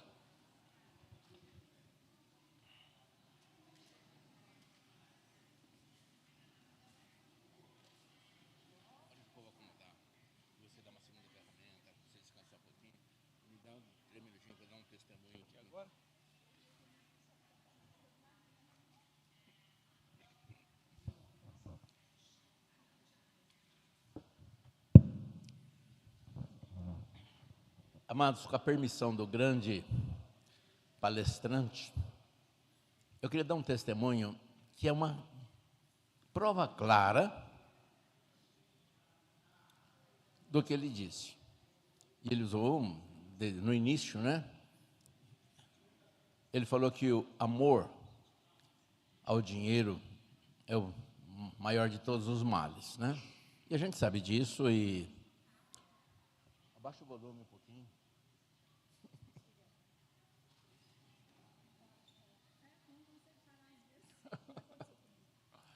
Então, amados, olhem bem, um exemplo prático disso. Certa vez um senhor me procurou, ele queria ser atendido, se eu podia conversar com ele, lógico, pois não. Ele falou, ontem eu vim no culto de quinta-feira, e você fez um apelo, quem tivesse problema viesse aqui na frente, e eu fiquei com vergonha, mas eu queria que você orasse por mim. Eu falei, muito bem, mas o que está acontecendo? Ele disse assim, olha, há 8 anos atrás, eu era um homem muito bem sucedido. Eu tinha uma empresa, eu ganhava muito dinheiro, eu tinha carros na garagem, meus filhos na escola particular, e tinha empregados, e olha, eu estava indo muito bem. Isso faz 8 anos. Mas eu fui perdendo. Hoje eu estou, assim, a zero. Meus filhos, que eram na escola particular, estão na escola estadual. Minha conta de luz foi cortada. Meu telefone foi cortado. Eu estou com uma Kombi aí fora, emprestada, que eu estou vendendo ovos na rua. Mudou tudo. E eu não... O que eu ia falar? Eu falei, olha, vamos colocar isso diante de Deus. Vamos orar. E quando eu comecei a orar por ele, eu senti uma presença maligna no ambiente. Então eu desconfiei que o bicho estava ali por perto. E eu comecei a orar um pouco mais forte. E repreendendo as malignidades que poderiam estar sobre ele. E de repente, o homem ficou possesso, ficou endemoniado.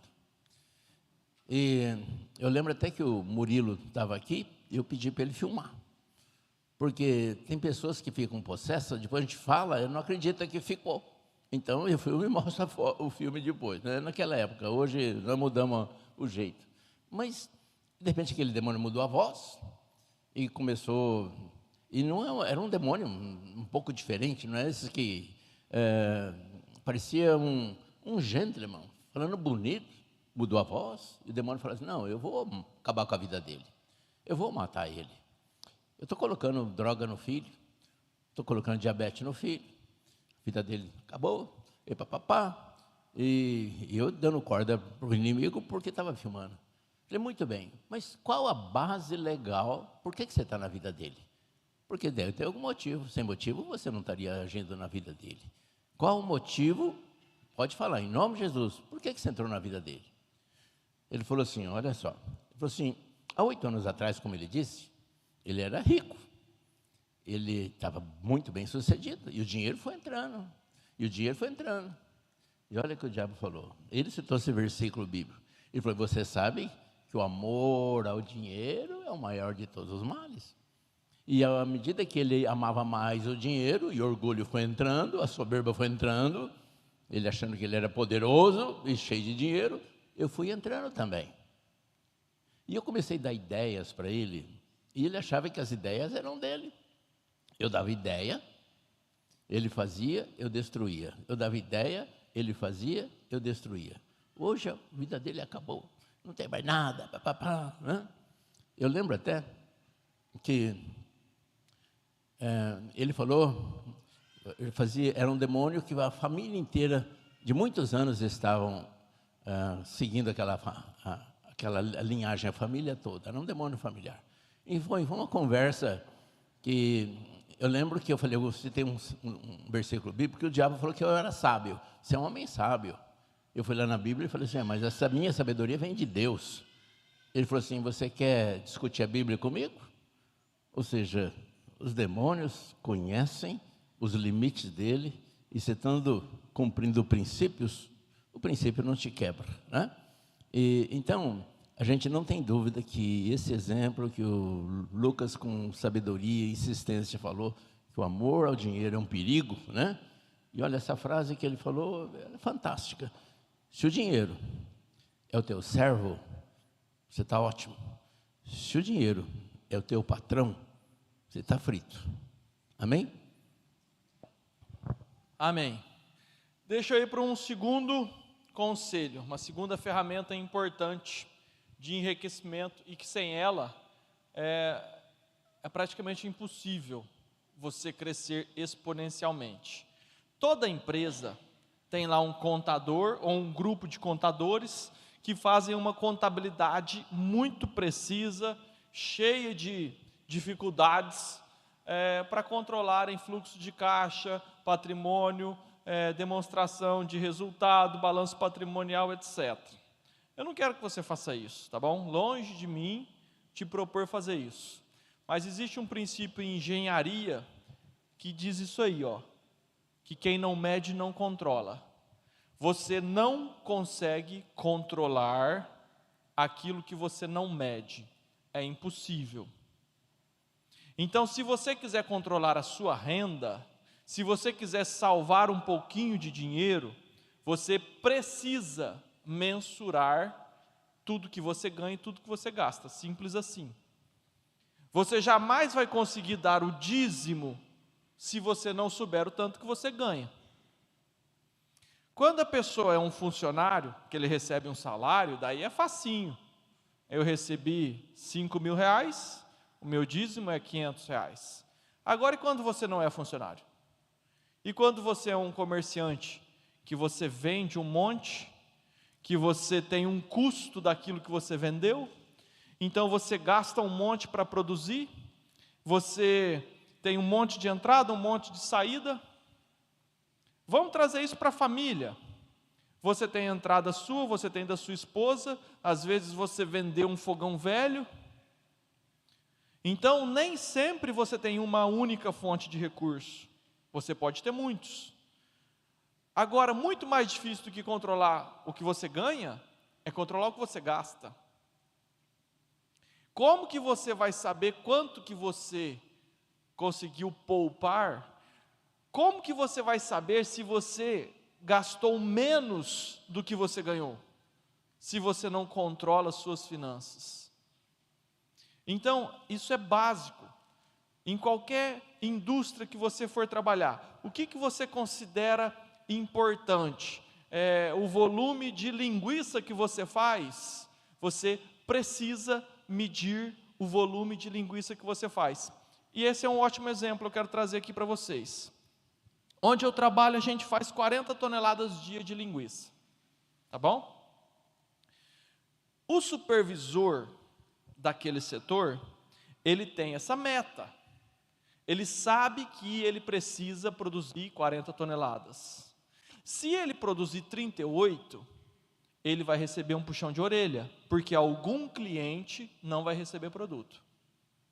Então, ele não pode esperar o dia inteiro passar, para no final do dia, ele pegar a calculadora e falar assim, ó, nossa, conseguimos bater a meta. Não, ele não é bobo. Ele sabe que para produzir 40 toneladas, na primeira hora, ele precisa produzir 5, na segunda 10, na terceira 15, e assim por diante.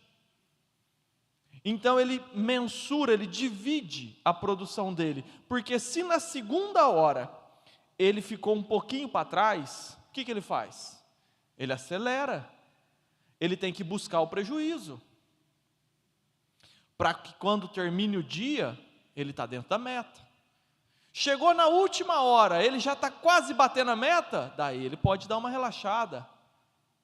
Porque ele não pode produzir nem mais, nem menos. Porque se ele produzir mais, vai faltar matéria-prima para o outro. Assim é a nossa vida. Às vezes você coloca lá a sua meta de gastar R$3.000 no mês. Sentou você e a sua esposa, vocês se estabeleceram, às vezes você ainda não tem uma esposa, você controlou sua vida pessoal. Poxa, eu vou gastar nesse mês R$3.000, essa é minha meta. Porque eu quero guardar 1.000. Ok? Essa é a sua meta? Beleza. Daí você vai gastar dinheiro o mês inteiro para no final do mês olhar no status e falar assim, gastei 4.200, não consegui gastar só 3. Daí já foi o boi com a corda. Então você precisa mensurar o que você gastou. E você sabe como que faz isso? Anotando. Tintim por tintim. Gastei R$50 no mercado, gastei 300 de energia, gastei 150 de água, passei a régua na primeira semana, já gastei 1.000. Daí na segunda semana eu gastei mais um fogão que eu comprei, a parcela da minha moto, gastei 2.000. Eita, está quase terminando o mês e eu gastei só 2.000, estou tranquilão.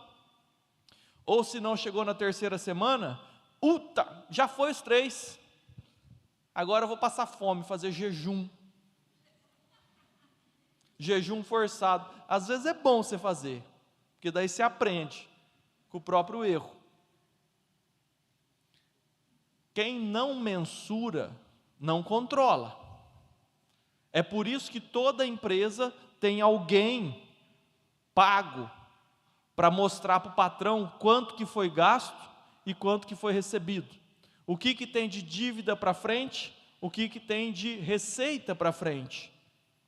E é claro que eu não quero transformar a sua vida num inferno burocrático, mas se você escrever num papel de pão tudo que você gastou todo dia, você vai conseguir controlar a sua finança. E se no final do mês você não conseguir abater a sua meta, você sabe o que você vai fazer? Você vai pegar o seu papel de pão e você vai conseguir ver no seu histórico quem que é o vilão. Por que que eu passei dos meus R$3.000? Eu fiz uma conta com a minha esposa e era para a gente ter dado conta de viver com 3.000 e a gente não deu. Por quê? E daí você vai lá e descobre, porque no mercado a gente gastou R$1.500 e no nosso planejamento era para gastar só 1.000. Então você descobriu o seu vilão. Se você não tem essa anotação, você não sabe qual que foi o motivo de você não ter batido a tua meta. Quem não controla, quem não mede, não controla. É impossível você controlar as suas finanças se você não tiver anotado o que você gastou. E eu tenho certeza que a grande maioria de vocês não sabe quanto que gastou no mês passado. Então eu não vou nem perguntar.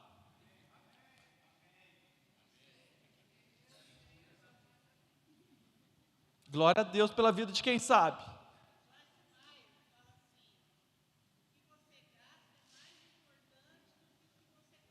É isso aí.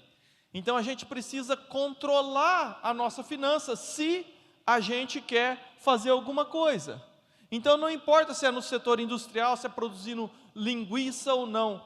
É preciso que a gente controle as nossas finanças. E quando a gente tem uma esposa para nos ajudar, eu volto para o princípio anterior, a gente consegue fazer isso de uma forma muito mais eficiente.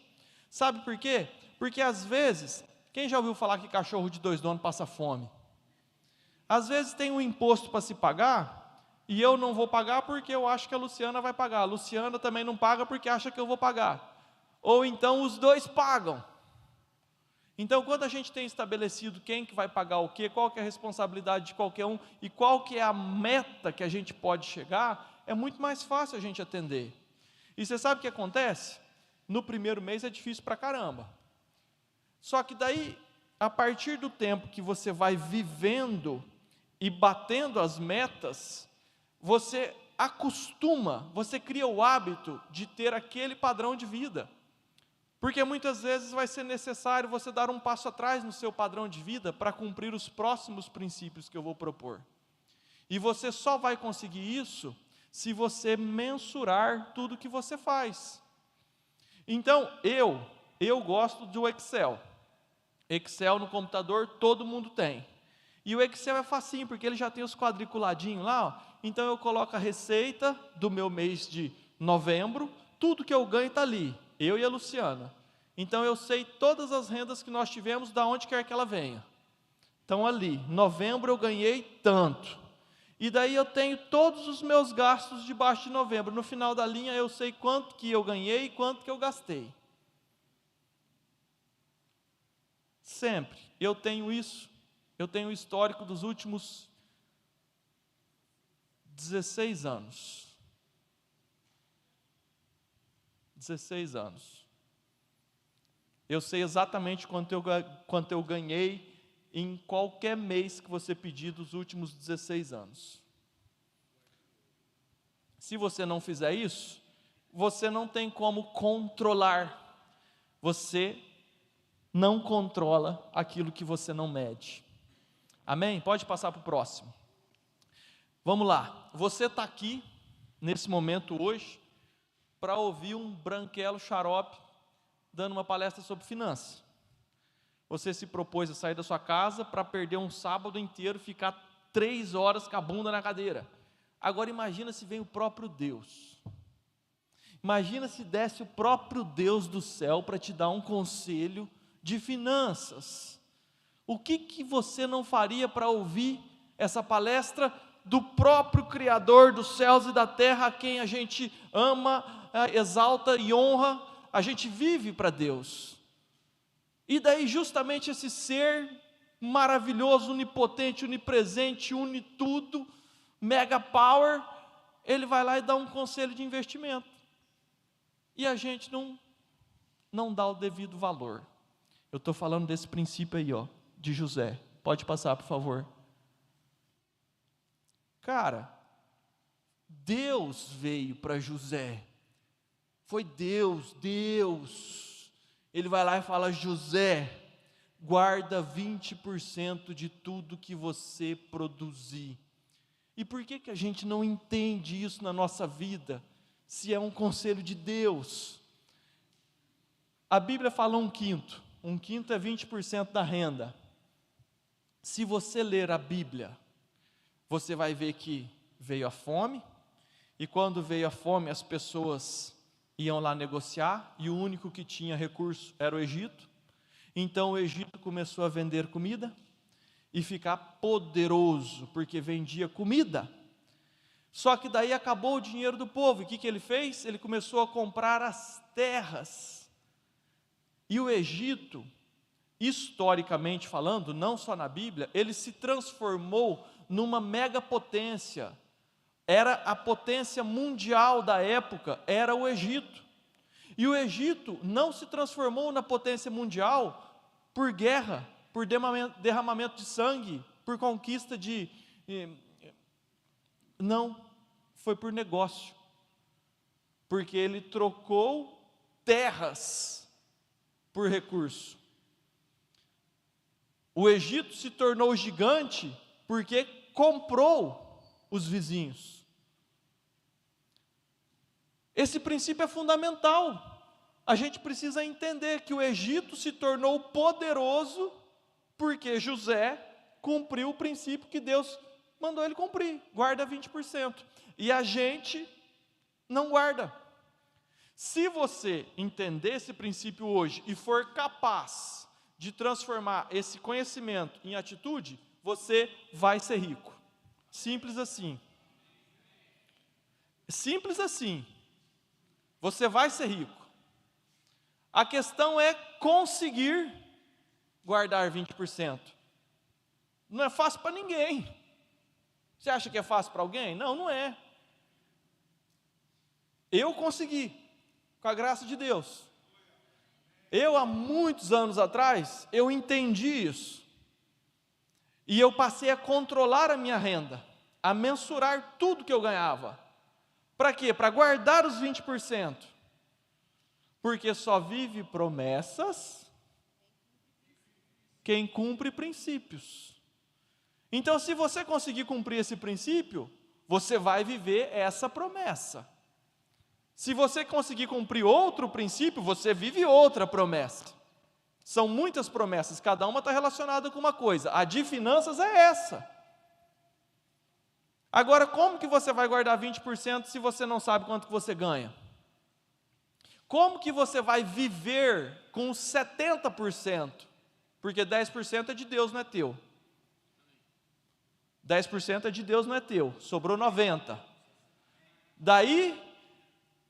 Daí você precisa tirar mais 20% para guardar como semente.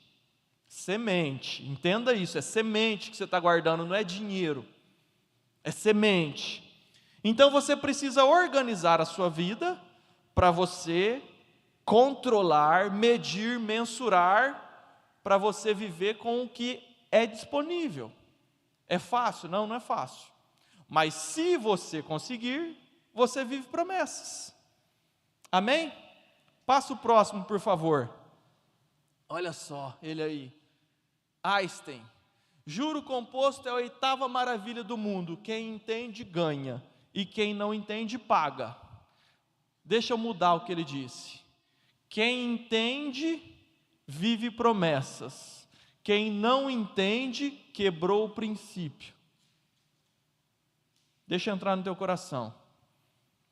Juro composto, quem entende ganha e quem não entende paga. Eu quero dizer exatamente a mesma coisa para você. Quem entende os juros compostos, está cumprindo o princípio, está guardando e investindo para ganhar juro composto. Então você ganha promessas. Quando você não entende, você paga para quem cumpre a promessa. Para quem cumpre o princípio, perdão. Então nós estamos divididos em 2 grupos. Aqueles que pagam, que quebram o princípio e pagam juro para alguém, e aqueles que cumprem o princípio e ganham juros de alguém. Graças a Deus eu já estou nessa metade.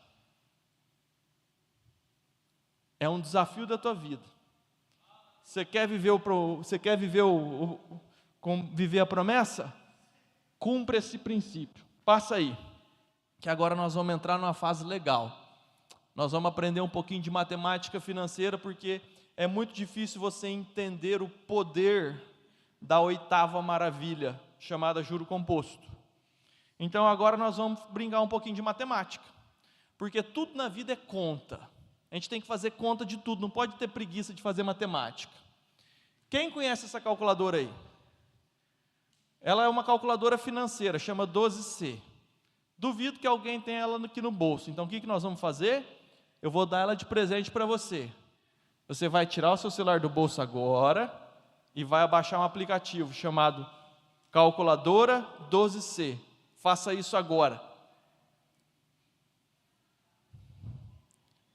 E eu vou te ensinar conceitos básicos dessa calculadora que vão mudar a tua vida.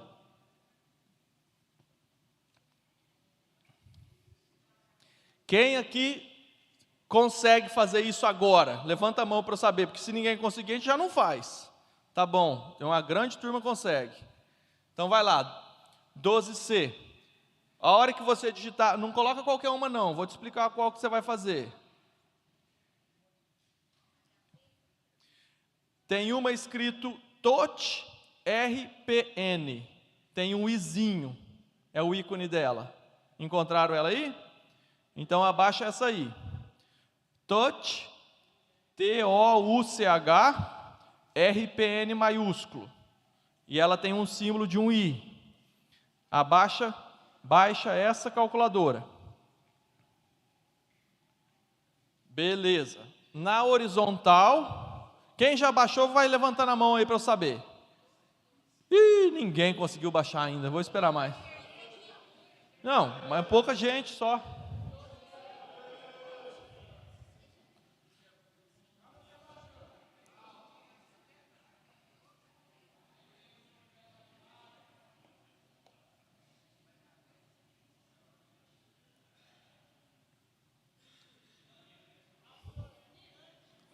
RPN. Touch, RPN. Deixa eu ver aí. Essa aqui mesmo, ó. Baixa ela aí.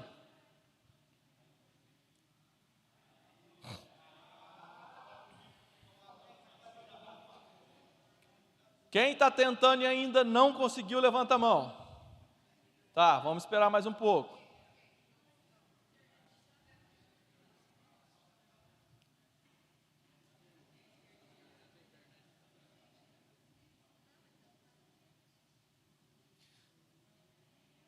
Você que não conseguiu baixar a calculadora, você tem duas alternativas. Você presta atenção, que é fácil o conceito que eu vou explicar. E daí você baixa uma calculadora financeira depois, ou você compra. Custa R$300 uma calculadora dessa. Vale cada centavo.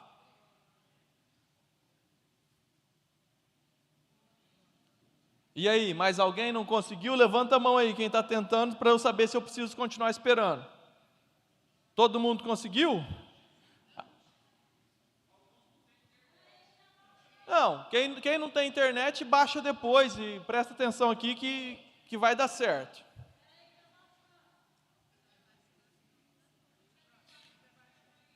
Vamos lá. Se você segurar o celular na vertical, ela tem uma calculadora. Assim ela tem outra. Amém? Então, todo mundo coloca ela na horizontal, assim, ó. Esse é o padrão de HP 12C. Tá? Então, vamos lá. A HP, ela não é uma calculadora comum. Calculadora PPP, você vai digitar lá 10 mais 10 é igual a... É assim que funciona. Numa HP, seja científica, seja financeira, você primeiro digita o número, depois você digita Enter, para o número ser inserido na calculadora. Daí você digita a função que você quer depois. Então eu vou dar um exemplo. Todo mundo faz comigo aí. A gente quer fazer 10 dividido por 2. Digita 10, agora digita Enter. O número entrou lá na casinha, certo? Agora a gente quer dividir por 2. O que a gente faz? Digita 2 e depois do 2 você coloca dividido. Apareceu o número 5 aí para você? Ok. Então, esse é a forma de você usar a calculadora. Eu estou sem a canetinha. Quando você quer zerar ela, você procura uma tecla que está escrito REG. Do lado esquerdo do Enter. Está escrito REG. Aperta REG, ela vai zerar. Certo? Toda vez que você quiser zerar todas as funções da calculadora para fazer uma conta nova, você vai apertar o botão laranjado, que é F, e depois o REG, que eu acabei de falar. Então faça isso que você vai zerar todas as programações da calculadora. F, que é aquele laranjado, e depois o REG, que está do lado do Enter. Beleza. Então vamos lá para uma aulinha prática, porque isso aqui é fundamental. Nessa aula prática, a gente vai calcular juros. Juros compostos, aquilo que o Einstein acabou de falar. Toda vez que você coloca um dinheiro no banco, numa aplicação, você ganha juros compostos. Tá? O que é juros compostos? É assim, ó, você colocou R$1.000 no banco. E ele vai te dar 1,5% ao mês. Tá bom? 1,5% de R$1.000 é R$15. Então, se fosse juros simples, você ia ter R$1.000, faz aí, R$1.000 mais R$15, não precisa fazer nessa calculadora, faz comigo de cabeça aqui, seria 1.015. No próximo mês você teria 1.030, no próximo mês 1.045, 1.060 e assim por diante. Isso é juros simples. Mas no banco não é assim que funciona, é juro composto. O que é juro composto? Você vai lá e coloca R$1.000, no primeiro mês você ganha 1,5%, então foi para 1.015. O segundo mês, esse 1,5% não é mais em cima de R$1.000, é em cima de 1.015. Isso é juro composto. Numa calculadora PPP, você precisaria fazer 1.015 mais 1,5%, que daria 1.030,22. Daí você teria que fazer 1.030,22 mais 1,5%, que daria 1.040,5, uma coisa assim. Você entendeu? Você teria que repetir, se fosse 120 vezes o seu financiamento, você teria que fazer isso 120 vezes. A calculadora financeira, ela faz isso para você. Então, ela te calcula juros compostos e ela te dá a alternativa que você quiser descobrir. Então, vamos para alguns exemplos. Primeiro, vamos olhar aqui. Olha na parte superior da sua calculadora, são essas teclas que você vai usar. Na parte superior esquerda, tá aí, tem uma tecla escrito N, não tem? N é o período de meses. Na verdade, não necessariamente meses, pode ser anos, mas está relacionado ao número de parcelas que você quer fazer, certo? Período. Depois do N, tem a tecla I. Todo mundo encontrou a tecla I? I é a letra universal para taxa de juros, tá bom? Depois tem a tecla PV. PV é valor presente, em inglês. É qual que é o valor do dinheiro hoje, present value, ok? Do lado do PV, tem PMT, que é o valor da parcela. Então, não confunda N com PMT. N é o número de parcelas. PMT é o valor da parcela. E, por último, FV, que é o valor futuro. Tá. Com essa informação, a gente vai ter os conceitos básicos de matemática financeira. E isso você aplica na sua vida de forma...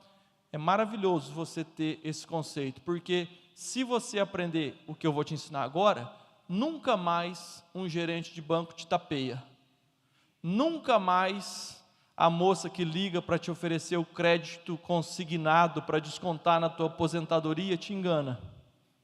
E todos tentam te enganar. E às vezes nem é por mal, é porque ele também não sabe fazer essa conta. Então ele te dá uma informação distorcida. E quando você quer a informação verdadeira, você vem aqui. Pode passar o slide, por favor. Como é que funciona? Estou com 2 exemplos aí, vamos fazer o primeiro, a gente vai fazer junto, tá bom? Então pega a sua calculadora, aperta F e REG, para você zerar ela toda.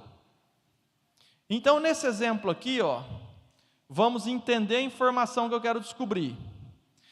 Eu quero durante 12 meses... que é o N, com um juro de 1,5% ao mês, dando uma parcela de R$1.000 por mês, eu quero saber quanto que eu vou ter, que é o FV, valor futuro, no final de tudo isso.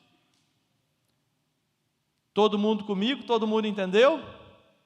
Então eu vou repetir, ó, vai lá no exemplo 1. Durante 12 meses, com juros de 1,5% ao mês, dando uma parcela de R$1.000, quanto que eu vou ter? Então, vamos lá. Primeiro, você aperta o número 12. Vai lá, clica 12. Depois que você clicou 12, 12 é o número de meses. Então, agora você aperta N. Beleza? Agora, vamos para o próximo, que é 1,5. Você digita aí 1,5. 1,5. E agora você digita o I. Olha só, mamão com açúcar, brincadeirinha de criança, certo? Agora você quer inserir o valor da sua parcela, R$1.000, coloca aí, 1.000. 1.000, agora coloca PMT, beleza? Agora o FV é o que você quer saber. O que você quer saber vai ser sempre a última informação. Vai ser sempre a última informação, porque ela você não tem. Ela é a que você quer descobrir. Então vai lá, aperta o FV agora. Quanto que apareceu aí? Mentira! Apareceu menos 13,041. Parabéns, todo mundo acertou a conta. Por que é menos 13? Porque você inseriu R$1.000 e depois você sacou 13.000. Então vai ter sempre um número negativo. Pronto. É isso que você vai receber se você tiver 1,5% ao mês durante 12 meses. Mamão com açúcar, não é? É uma ferramenta poderosa. Vamos para o próximo exemplo. No próximo exemplo eu troquei. Não. Você ganhou, você deu 12.000, 12 parcelas. Vamos trocar então, que é o exemplo 2. Você deu 12 parcelas de 1.000, não foi? Então você tirou do seu bolso R$12.000. Agora vamos fazer a diferença. Em vez de dar 12 parcelas de 1.000, a gente vai dar 12.000 no tapa, paf, e ficar com os mesmos 12 meses, com o mesmo 1,5%. Vamos ver aí se vocês vão conseguir me falar quanto deu. Lembra do FREG, porque você acabou de fazer uma programação, você precisa apagar a programação que você fez. Então, FREG zerou. Agora você vai digitar 12N, 1,5I, 12PV, e agora eu quero saber o valor futuro. Vamos ver quem é que vai me falar primeiro. 12N, deixa eu fazer aqui que nem eu fiz. 1,5I.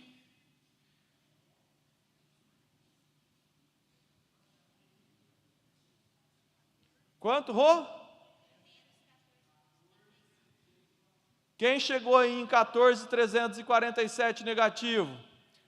Parabéns, você aprendeu a usar uma matemática financeira a teu favor. Agora a gente fez uma continha muito pequena. Vamos começar a fazer entortar o caldo? Vamos começar a deixar isso maior? Ei, vamos lá. Nós usamos os mesmos R$12.000.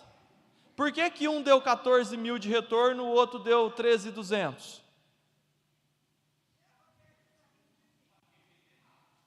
Não, no exemplo 1, deu 13.000, certo? 13.000 e alguma coisa, o valor futuro. No exemplo 2, deu mais dinheiro. Por que o exemplo 2 dá mais dinheiro? Porque você aportou, rendeu em cima de R$12.000 desde o primeiro mês. Você entende? Então é os juros trabalhando a teu favor. Quanto mais você entregar hoje, maior o teu valor futuro. Essa é a mágica dos juros. Vamos para o próximo. Passa o slide aí, por favor. São só mais esses dois, tá? Para a gente treinar. Depois você brinca na sua casa. O exemplo 2, a gente está mudando o conceito. Tá? O exemplo 2 não, exemplo 3, perdão. Eu quero comprar uma moto. E eu preciso de R$15.000 agora, que é o valor presente lá embaixo. R$15.000 eu quero. E daí eu ligo para a moça do banco, e a moça do banco fala assim: Lucas, tá bom, eu te dou os R$15.000, vão ficar em 12 meses, que você está vendo aí, de R$1.500 de parcela. Tá bom? É esse financiamento que o banco está te propondo. Mas agora você está curioso para saber qual que é a taxa de juros que ela está te cobrando. Então descobre aí para mim qual que é. 2,92?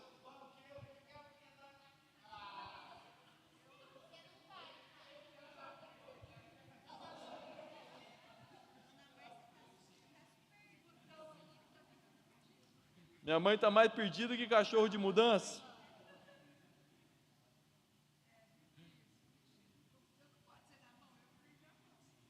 Eu tenho uma pegadinha para todo mundo.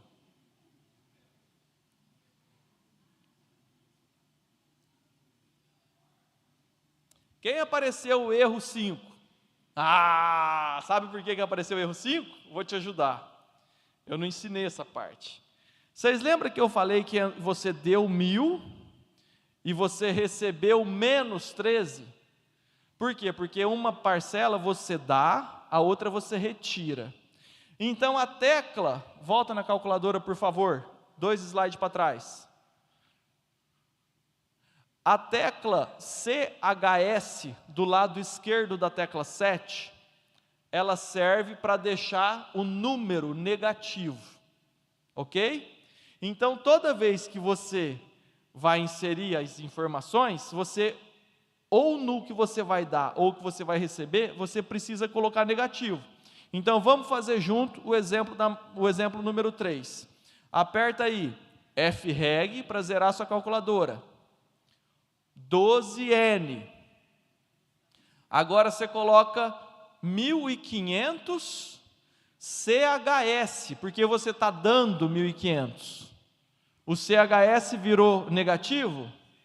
Sim, agora que virou negativo, você coloca PMT, que é a parcela. Beleza? Agora você coloca 15.000 PV, que é o valor presente que você vai receber na sua mão. E agora, por último, você aperta a tecla I, que é a taxa que você quer descobrir. Agora deu certo?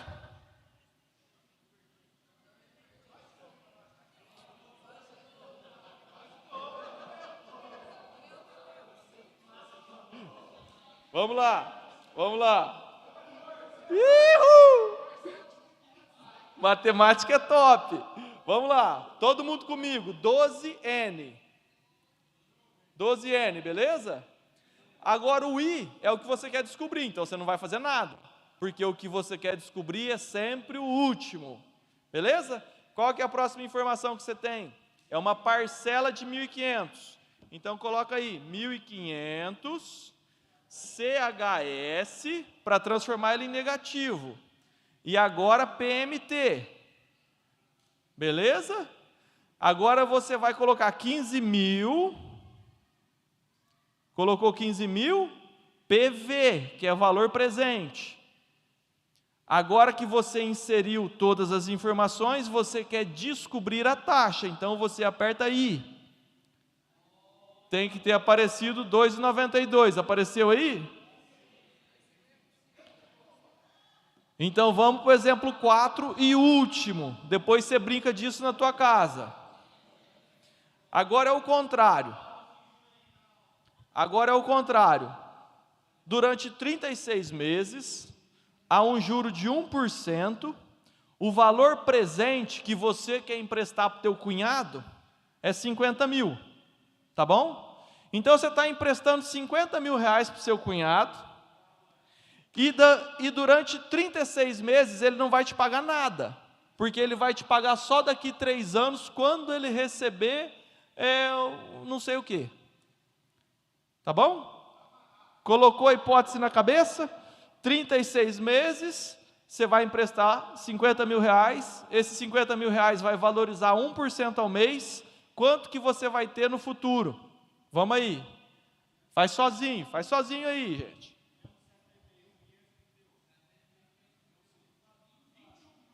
Não preciso nem fazer?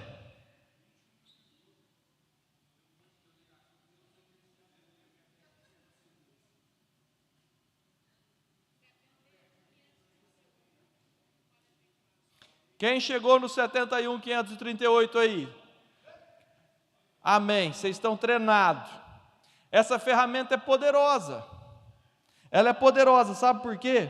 Porque agora nós vamos para uma brincadeirinha. Pode passar, por favor. Vamos entender o que o Einstein falou. Suponha que você tem 10.000 reais hoje, e você vai investir esses 10.000 reais uma única vez, tá bom? Tirou do bolso e aplicou. Você aplicou 10.000 reais uma única vez, com um juro de 1%, tá bom? Se você fizer essa conta que você acabou de aprender, 10.000 reais hoje, durante 10 anos, você vai ter 33.000 reais. Não parece tanto, porque, poxa, 10 anos, 33.000, tal, não mudou tua vida, de 10.000 para 33, não mudou. Agora, para 20 anos, eita, os primeiros 10 anos, multiplicou de 10 para 33, é pouca diferença. Mas no mesmo intervalo de 10 para 20, ele pulou para 108.000, 109. Por favor, alguém faz aí 30 anos. Faz aí, Fábio. A galera está confiando em você.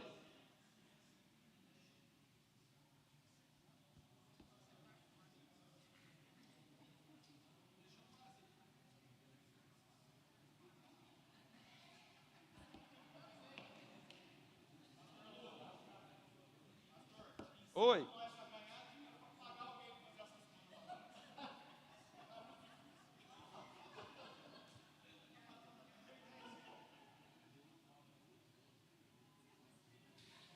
Vamos lá, 20 anos, você vai para 360 mil. 20 não, 30 anos. 359 mil e alguma coisa, 360 mil. Olha só, então, os primeiros 10 anos você ganhou 33 mil. De 10 foi para 33. Os próximos 10 anos, os 33 já pularam para 108. Eita! Começa a ficar interessante. Os próximos 10 anos, foi de 108 para 360. Agora vamos para a mágica, vamos para o último aí, 40 anos. 40 anos.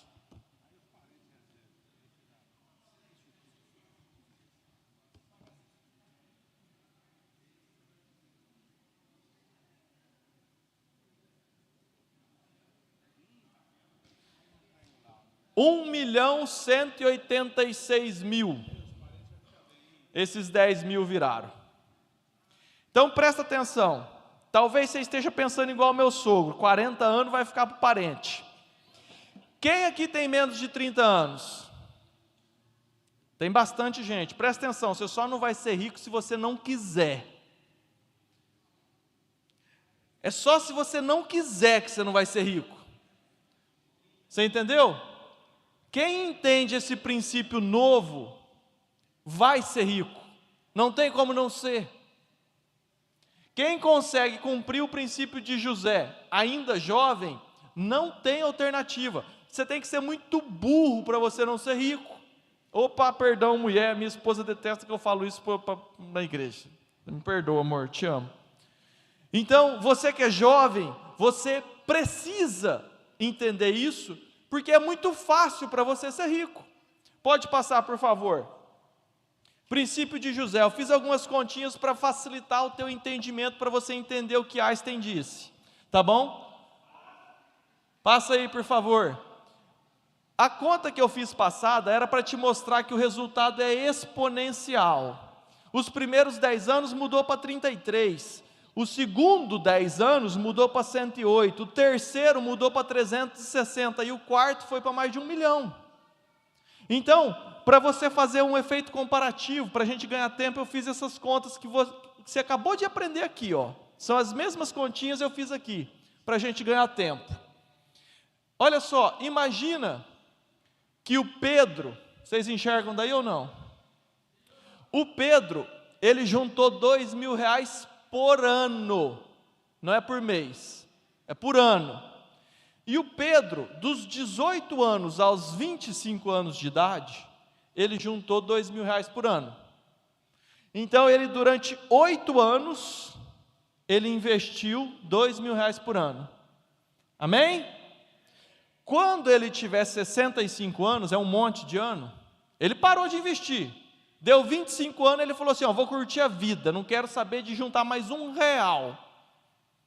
Só que ele juntou dos 18 aos 25. Quando ele tiver 65 anos, com uns juros de 10% ao ano, hoje está mais do que isso, tá? Hoje está mais do que isso. Mas com juros de 10% ao ano, Pedro juntou R$1.035.000. R$1.035.000. O João, ele juntou os mesmos R$2.000 dos 40 anos aos 65. Então ele ficou por 25 anos juntando a mesma coisa que o Pedro juntou só 8. E o João, coitado, ficou só com 197 mil. Então a minha pergunta é, quanto que você vai ter com 65 anos? O Pedro, ele juntou R$2.000 por ano, dos 18 anos aos 25. E na velhice dele ele tinha mais de 1 milhão. O João, que tinha 40, que sou eu, se juntar R$2.000 por ano, quando eu tiver 65, eu vou ter só 197 mil. Vamos passar para o próximo. O Tiago, ele começou 5 anos mais cedo. Ele fez dos 35 aos 65. Ou seja, ele juntou dinheiro 30 anos. Ele teve 330 mil. O José, ele juntou dos 25 aos 65. Foram 40 anos juntando. E ele continua tendo menos do que o Pedro. Gurizão, moleque, juntou mais dinheiro que todo mundo. Sabe por quê? Porque ele aprendeu antes. Só isso. E por último eu tenho a Maria. A Maria, não é a última não, é a penúltima. A Maria, ela era igual ao Pedro, começou com 18 anos. Só que ela investiu até os 65, ela ficou com 1.745.000. E a Joana, que é a última, ela investiu os mesmos 8 anos do Pedro. Só que a Joana começou com 58 e juntou até 65, 8 anos. A Joana, com 58 anos de idade, acordou para a vida. Ficou 8 anos juntando R$2.000 por ano. Ela tem R$22.000. O Pedro, que poupou os mesmos 8 anos da Joana, são os 2 quadrinhos amarelos. Ele ficou com 1.035.000. Chega a ser injusto, não chega? Não, não chega. É o que o Einstein falou. Quem entende, ganha. Quem não entende, paga. Então, você que é gurizão, abre a sua conta logo e seja rico. Seja rico. Amém? Todo mundo que é novo demais, é muito fácil você ser rico. Ei, mas aos que são mais velhos, meu pai já desanimou, meu pai até escorregou a bunda na parede aqui, ó. Tem muita coisa para a gente aprender. Ei, eu fiz uma comparação, porque não é só o tempo que é importante.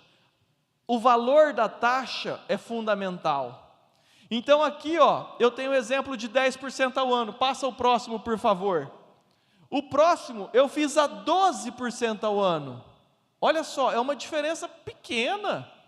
Em vez de 10% ao ano, é 12%. Então, tipo assim, a gente não dá bola, porque é uma diferença pequena de juros. Exatamente os mesmos 8 anos, os mesmos R$2.000. O Pedro, em vez de ter 1.030.000, ele pulou para 2.300.000.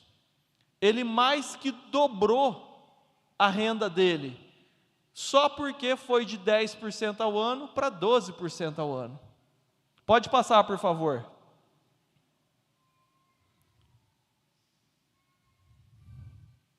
Pode passar, por favor. Portanto, coloca isso no teu coração. Tempo e taxa são os maiores, melhores e mais importantes ativos que existem. Você que é jovem, você tem o tempo e a taxa. Você tem os dois. Você que é mais velho, você tem que se preparar só com a taxa. A gente precisa dar um aporte maior. A gente está na metade do caminho, então a gente precisa fazer aportes financeiros maiores, porque senão a gente não consegue resultado. Amém? Então você que é jovem, principalmente, pelo amor de Deus, todo mundo que está aqui, eu tenho certeza que queria muito ter entendido isso quando era jovem. Você que é jovem, aproveita. Pode falar.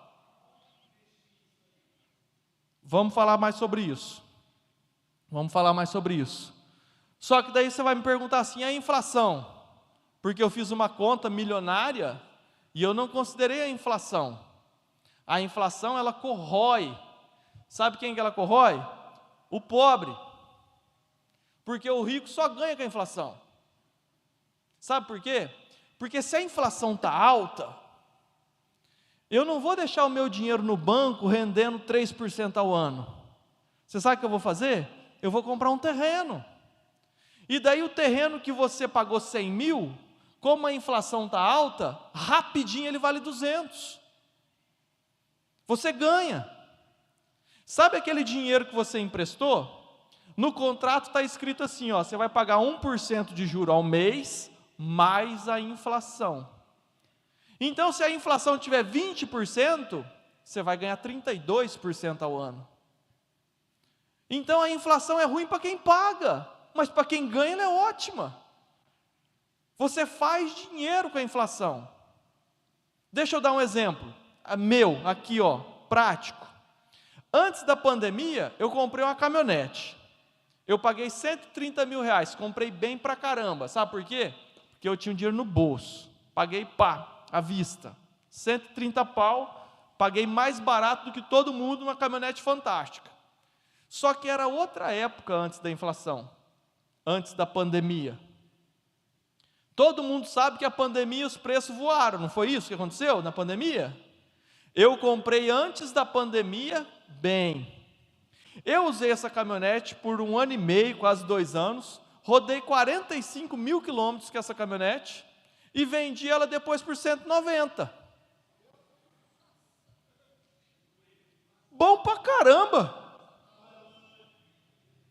Agora, quem estava com a caminhonete financiada, meu irmão, se lascou. Quem estava pagando prestação da caminhonete, a prestação de 1.000 pulou para 1.800. Você tem ideia? Então, quem cumpre o princípio, recebe a promessa. E quem não cumpre o princípio, paga juro. É simples assim. Então, a taxa, a inflação, elas vão fazer parte da sua vida para sempre. Você precisa saber como que está a inflação, para saber se o seu dinheiro vai ficar no banco, ou vai ficar num terreno, ou vai ficar sabe-se lá Deus onde. Mas você precisa entender a dinâmica do juro.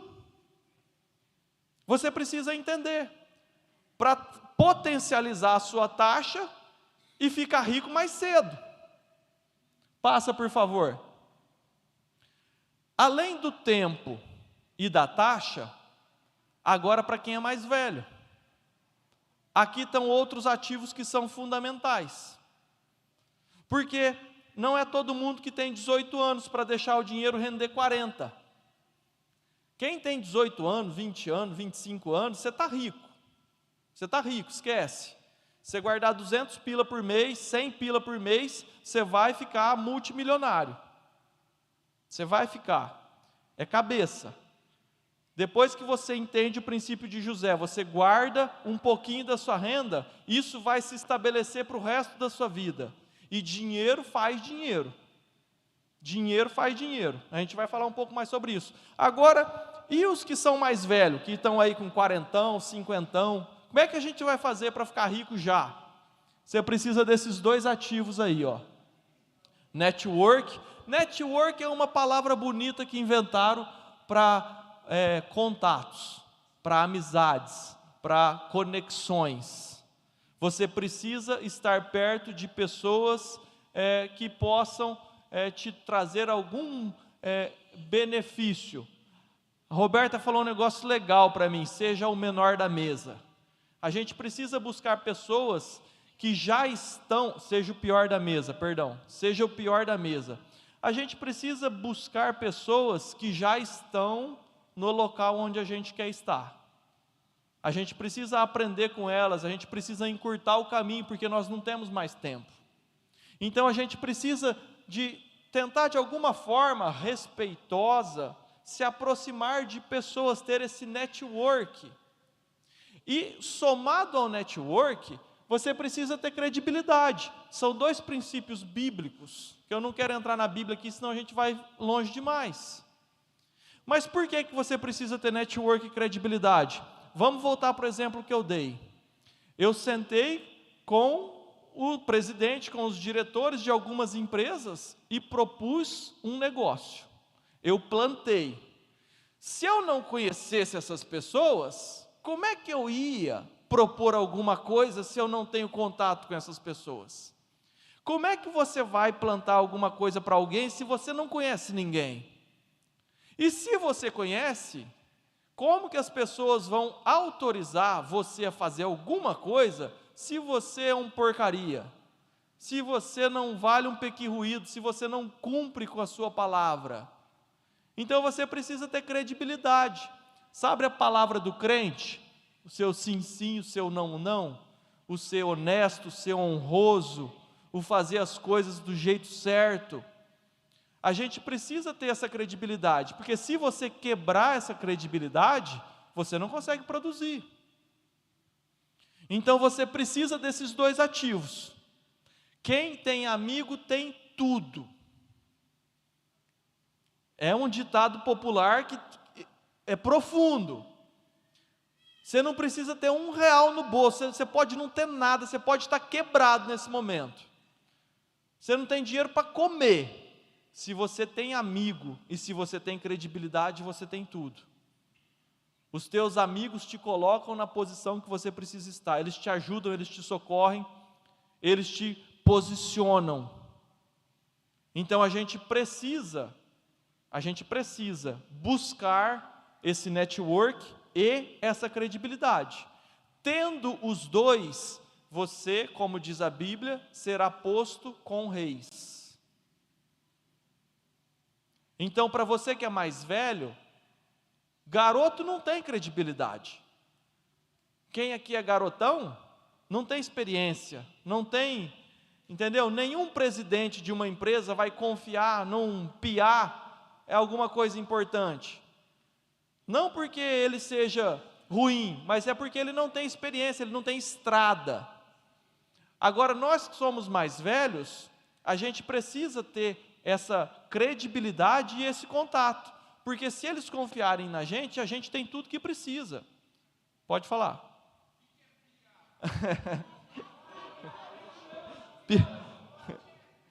Piá é jovenzinho, criança.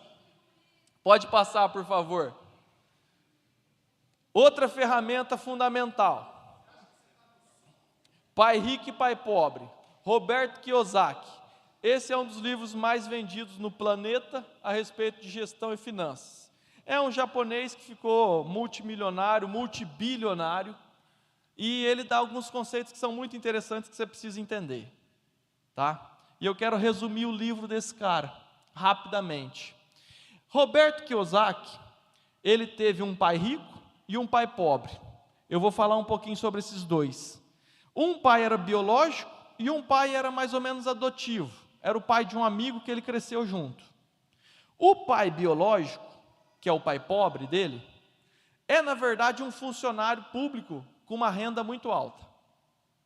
Ele tinha um salário muito alto, ele vivia muito bem, ele tinha muito conforto, mas ele gastava todo o salário que tinha.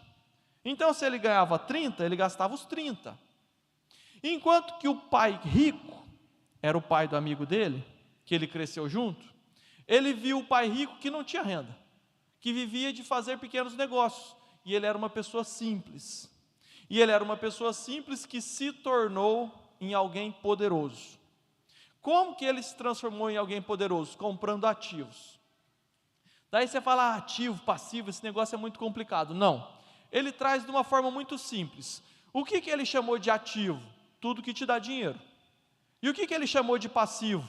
Tudo que te toma dinheiro. E qual que é a tendência? A tendência é quando a gente ganha um pouquinho mais, especialmente o paulista, você sabe o que a gente quer fazer?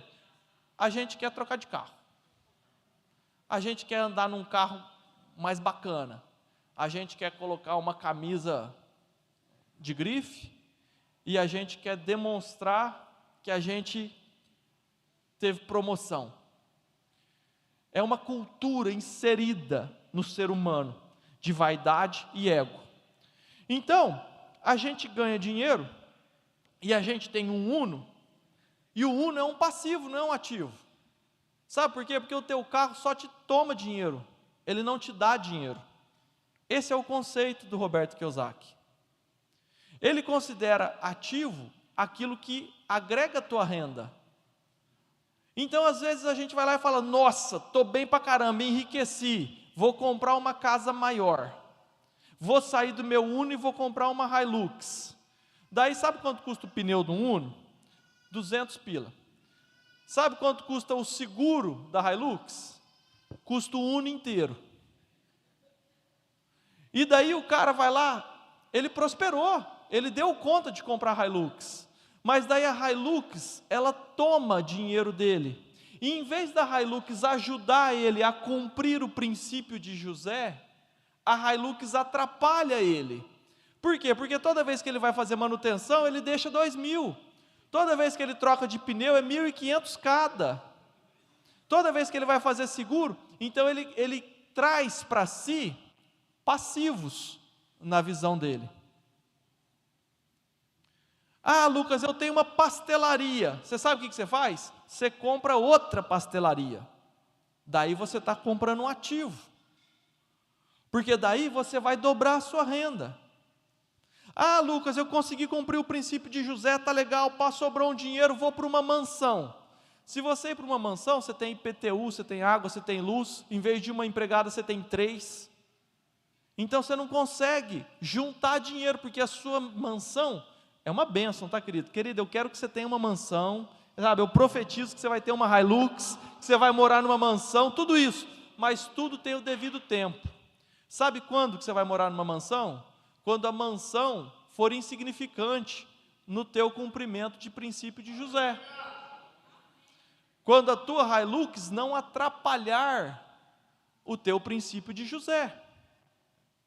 Então, quando você juntou o primeiro dinheiro, você sabe o que você faz? Em vez de você comprar uma mansão, você compra uma kitnet. Porque se você alugar a kitnet por R$1.000 e você continuar trabalhando, agora vai ser mais fácil você cumprir o seu princípio de José. No começo era difícil demais juntar 20%, tá louco, sufoco. Agora, se você cumpre esse princípio aqui, cada vez mais que o tempo vai passando, mais fácil vai ficando de você honrar o princípio de José. Chega uma hora que você tem 10 kitnet alugada, mamão com açúcar, guardar 20% da renda. Que dificuldade você vai ter? Então a diferença do pai rico para o pai pobre é que um acumula um monte de passivos. O pai dele, biológico, que tinha uma renda alta, ele comprava um rancho, comprava uma caminhonete nova, comprava uma viagem para Disney, parcelava um cruzeiro, financiava outra casa não sei aonde. Então ele estava mergulhado em dívida, pagando juros para pessoas como o pai rico. Então, de que adiantou ter um salário monstruoso? Ele foi para o céu sem ter o patrimônio, apenas com o salário. Enquanto que o pai rico acumulou coisas que traziam renda para ele mesmo. Amém? Então, você aprendeu um princípio fundamental de riqueza. Não esqueça. Amém? Bora para o próximo.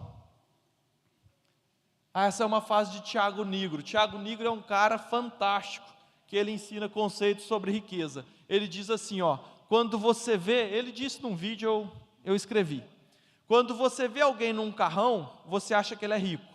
Na verdade, você não sabe quanto dinheiro ele tem, mas sabe exatamente o quanto ele gastou. Portanto, a verdadeira riqueza está naquilo que você não vê. É a pura verdade.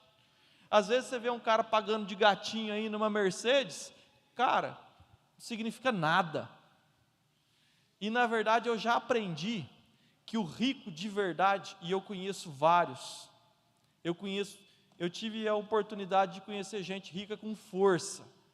O cara que é rico com força, ele não é igual um jogador de futebol que quer demonstrar que tem dinheiro. Sabe? O jogador de futebol que veio lá da favela, quando ele joga num time grande, ele quer mostrar que ele está numa Mercedes, ele quer usar ouro, ele quer colocar um colar, ele quer andar malandro, ele quer mostrar que ele é rico. Agora, o cara que é rico de verdade, que conquistou a riqueza, ele quer ser anônimo. Não estou falando que o cara tem que ser mulambento, não. Mas a maioria das vezes o cara quer passar desapercebido. Ele não quer demonstrar que é rico. Quantas pessoas eu não conheci que são podres de rico aí, e anda num carro comum. O Warren Buffett é o investidor mais famoso do mundo. Ele está sempre aí, desde sempre, entre os 3, 4 mais ricos do planeta. Ele mora na mesma casa há 40 anos, uma casa simples. E ele vai para o trabalho de metrô. Olha que interessante. Nós estamos falando de um cara que, na verdade, a vida dele, dinheiro não faz mais sentido. Tipo, comprar uma Ferrari de 3 milhões, não muda nada na ordem do dia. Ele ganha isso por hora. Você entende? E daí o cara, ele não quer ostentar. Pode passar, por favor. Ô Poiano, você está me incomodando, hein, Poiano? Meu Deus do céu. Brincando, Poiano, te amo. Renda passiva e renda ativa. Renda passiva, independência financeira, é o que todo mundo quer. É quando o teu patrimônio te dá mais dinheiro do que você gasta. Isso é independência financeira. É quando os teus bens suprem o que você gasta. Por exemplo, meu custo de vida é R$5.000 por mês. Eu tenho patrimônio que me dá mais do que isso. Então, teoricamente, eu não preciso trabalhar. O meu custo de vida é 50 mil por mês. Eu tenho patrimônio que me dá mais do que 50 mil por mês. Então, eu não preciso trabalhar. Agora, sabe uma coisa interessante? Às vezes você tem isso no teu coração. Você quer atingir a independência financeira para você parar. É engraçado que eu conheci muitas pessoas que são muito ricas e nenhuma delas parou. Nenhuma delas parou. O dono do meu frigorífico, ele é bilionário. E ele não parou de trabalhar.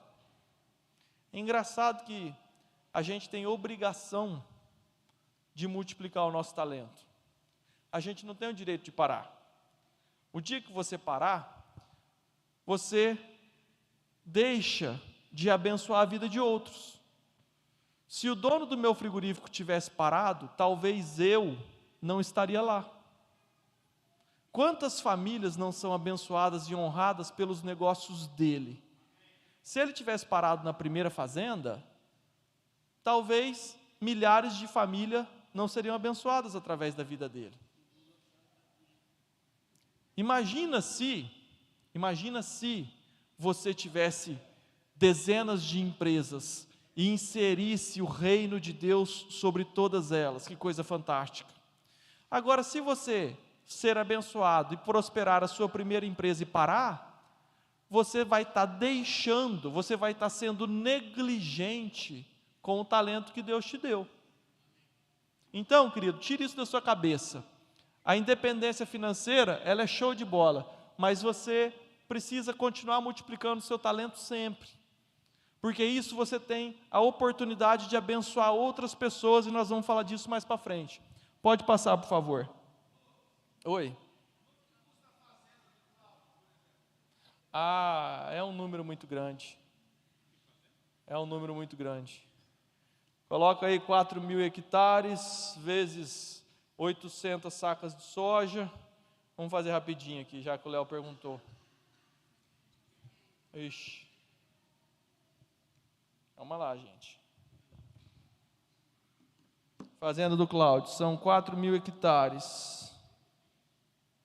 4.000 hectares vezes 850 sacas de soja, vezes R$150 que está a saca de soja, vale 510 milhões.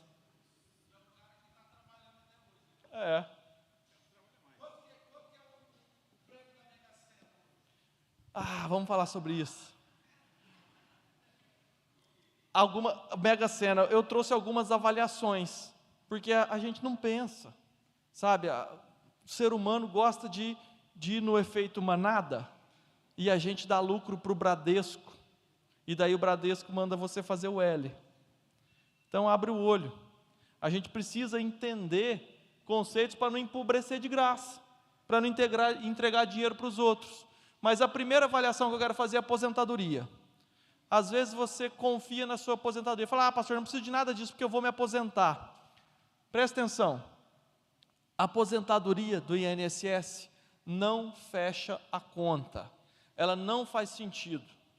todos os presidentes que passarem no futuro, eles vão ter que reformar a Previdência. Eles vão ter. Então, se você depende da Previdência, não dependa.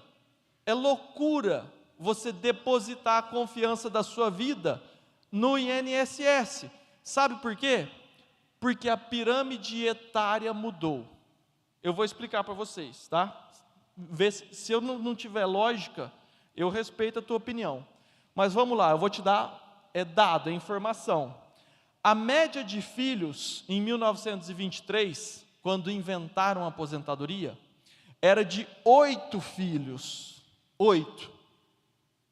Hoje, passou exatamente 100 anos. Exatamente 100 anos que inventaram a aposentadoria.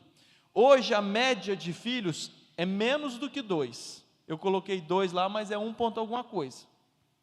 E a tendência é continuar diminuindo, tá bom? Me acompanha nesse raciocínio. O tempo de vida depois de aposentado, naquela época, era de 8 anos. Por quê? Porque o povo morria mais cedo. O povo morria mais cedo. Hoje a gente está tendo mais longevidade, tá bom? Então o cara se aposentava e vivia, em média, 8 anos depois que ele se aposentou. Hoje, as pessoas vivem, em média, 23 anos depois que se aposentaram. Então, fechando essas duas informações que eu te dei, que são dados, antigamente a gente tinha 8 jovens bancando 8 anos de um aposentado. Hoje, nós temos 2 jovens bancando 23 anos de um aposentado. Entendeu ou não entendeu?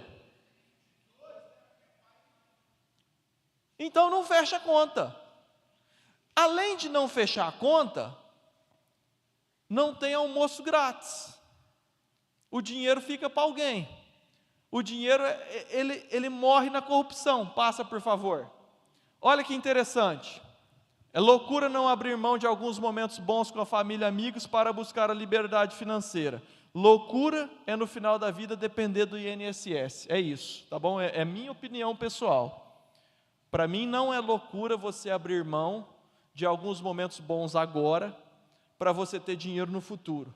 Loucura é você confiar a sua velhice no INSS. Para mim, minha esposa fica doida comigo porque a Luciana ela confia no INSS, ela trabalha com isso, é uma instituição respeitosa, mas eu pago o mínimo que eu posso. Eu pago INSS, mas bem pouquinho. Eu não quero mandar dinheiro para eles, eu prefiro eu administrar o meu dinheiro. Então, pode passar, por favor. Não, volta. Por que eu acho loucura? Porque quanto mais você conseguir abrir mão do teu prazer imediato, mais você vai ter no futuro, por causa do valor do dinheiro no tempo. Então, R$100 hoje, daqui a uns anos, ele vale mais do que R$100. R$1.000 hoje, vale 10 mil amanhã. Então, quanto mais você conseguir poupar hoje, mais você vai ter no futuro, amém? Pode passar, por favor. Vamos aqui, para uma continha básica.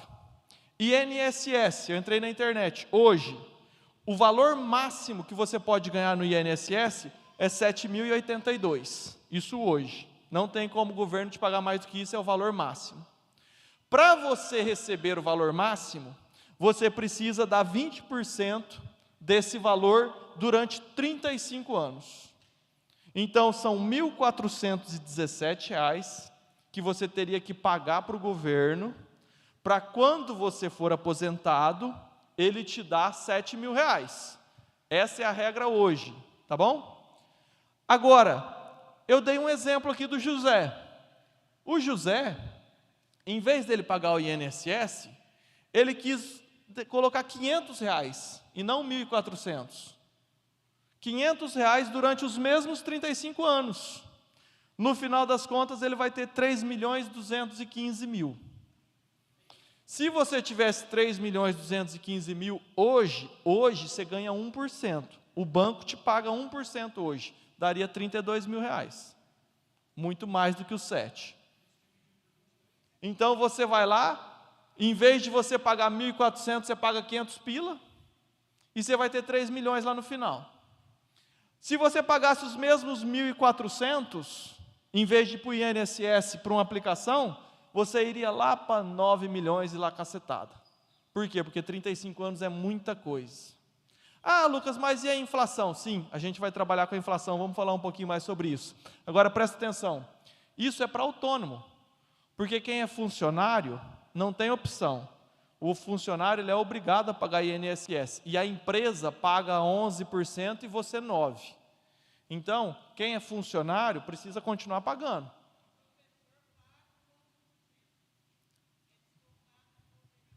Entendi.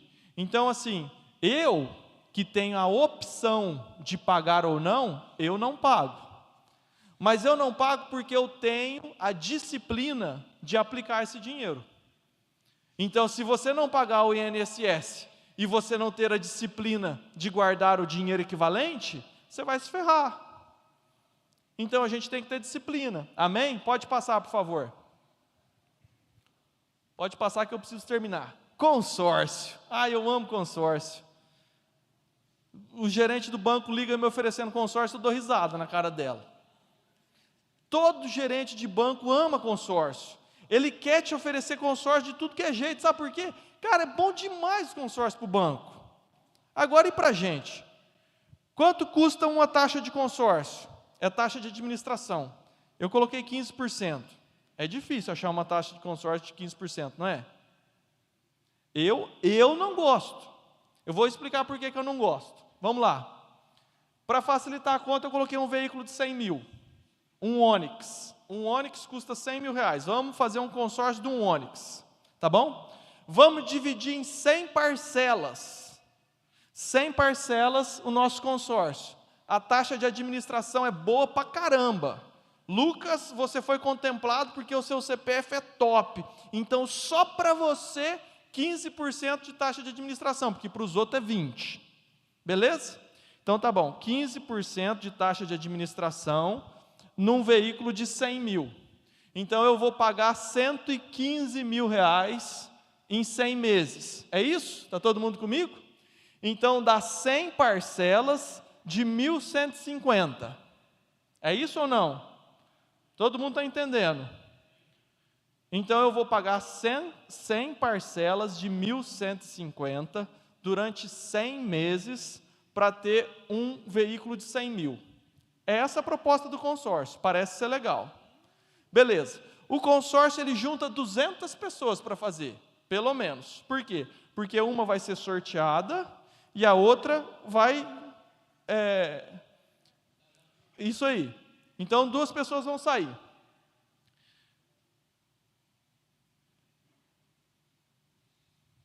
Você vai pagar 115 mil num veículo de 100, durante 100 meses. E o banco?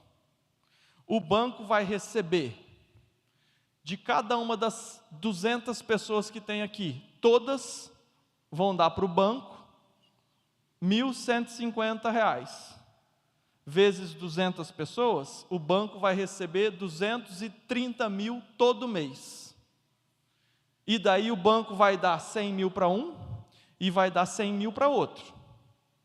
Vai sobrar 30 mil no bolso do banco. Durante 100 meses, sem o banco tirar R$1 do bolso. Estou errado ou não estou? Então, para o banco é bom para caramba. 200, eu não vou tirar nem R$1 do bolso, eu só juntei a galera. Cada uma dessas 200 vão me dar 1.150. Pronto, 230 mil por mês. Quanto que eu tenho que dar? Uma que foi sorteado e uma que foi lance. 200 mil reais, é os 15% a taxa. Ah, não sei. Eu sei que você vai pagar 115 mil reais num veículo de 100 mil. E se você investisse hoje está 1% ao mês. Se você investisse os mesmos R$1.150, você iria pagar você iria demorar 63 meses para juntar os mesmos 100 mil. 63 meses você ia pagar 72.450 no mesmo carro. Ah, Lucas, mas daí eu vou demorar 60 meses? Sim, você vai. Esse é o custo de plantar. Quem planta, paga 72 mil no Onix. Quem não planta, paga 115. É isso aí. Passa, por favor. Não antecipe os teus sonhos. A gente precisa plantar para depois colher e não o contrário. Quando a gente financia uma viagem de férias, um carro, uma casa, sei lá qual que é o teu sonho, você está antecipando o teu sonho. E quando você antecipa o teu sonho, você colhe antes de plantar. É isso que você faz. Isso não vai roubar o teu dinheiro, vai roubar o teu tempo. Não vai roubar o teu dinheiro, vai roubar o...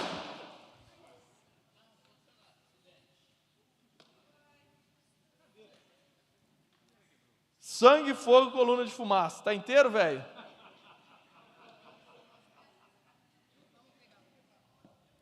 Só para acordar você.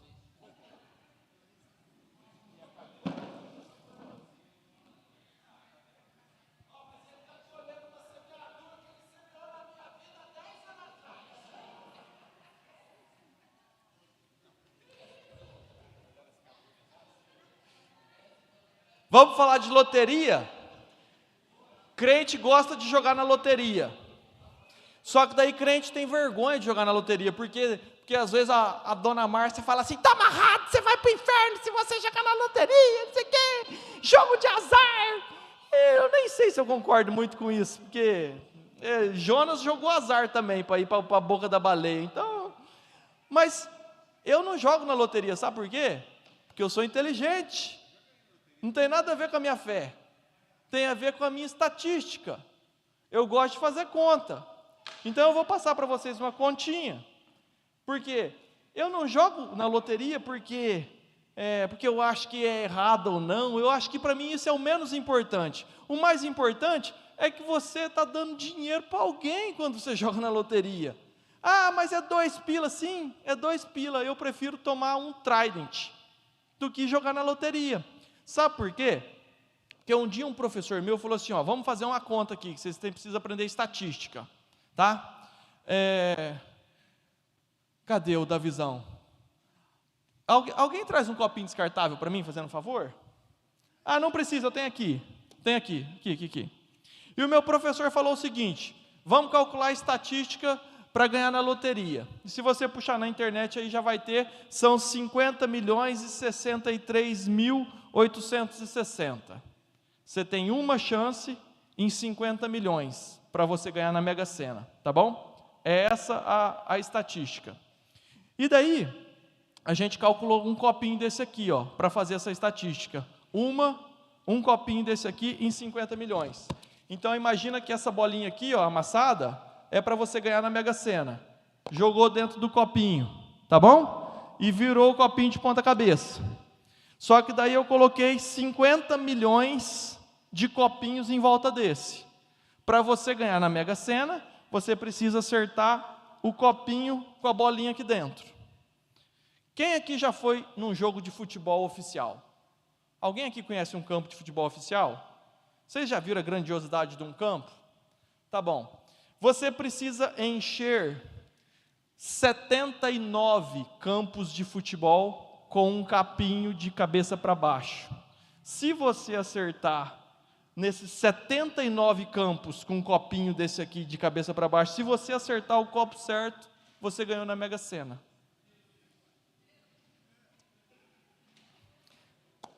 Daí fica mais fácil você visualizar o tamanho da tua ignorância em jogar na loteria. E daí você tem esperança de ficar rico com a loteria, você tem que ter esperança de ficar rico com os princípios que Deus deixou para você, não com a loteria. É isso. Loteria só dá dinheiro para alguém, entendeu? O meu não. Então não antecipe teus sonhos. Pode passar, por favor. Aí, ó, antecipando o teu sonho, né?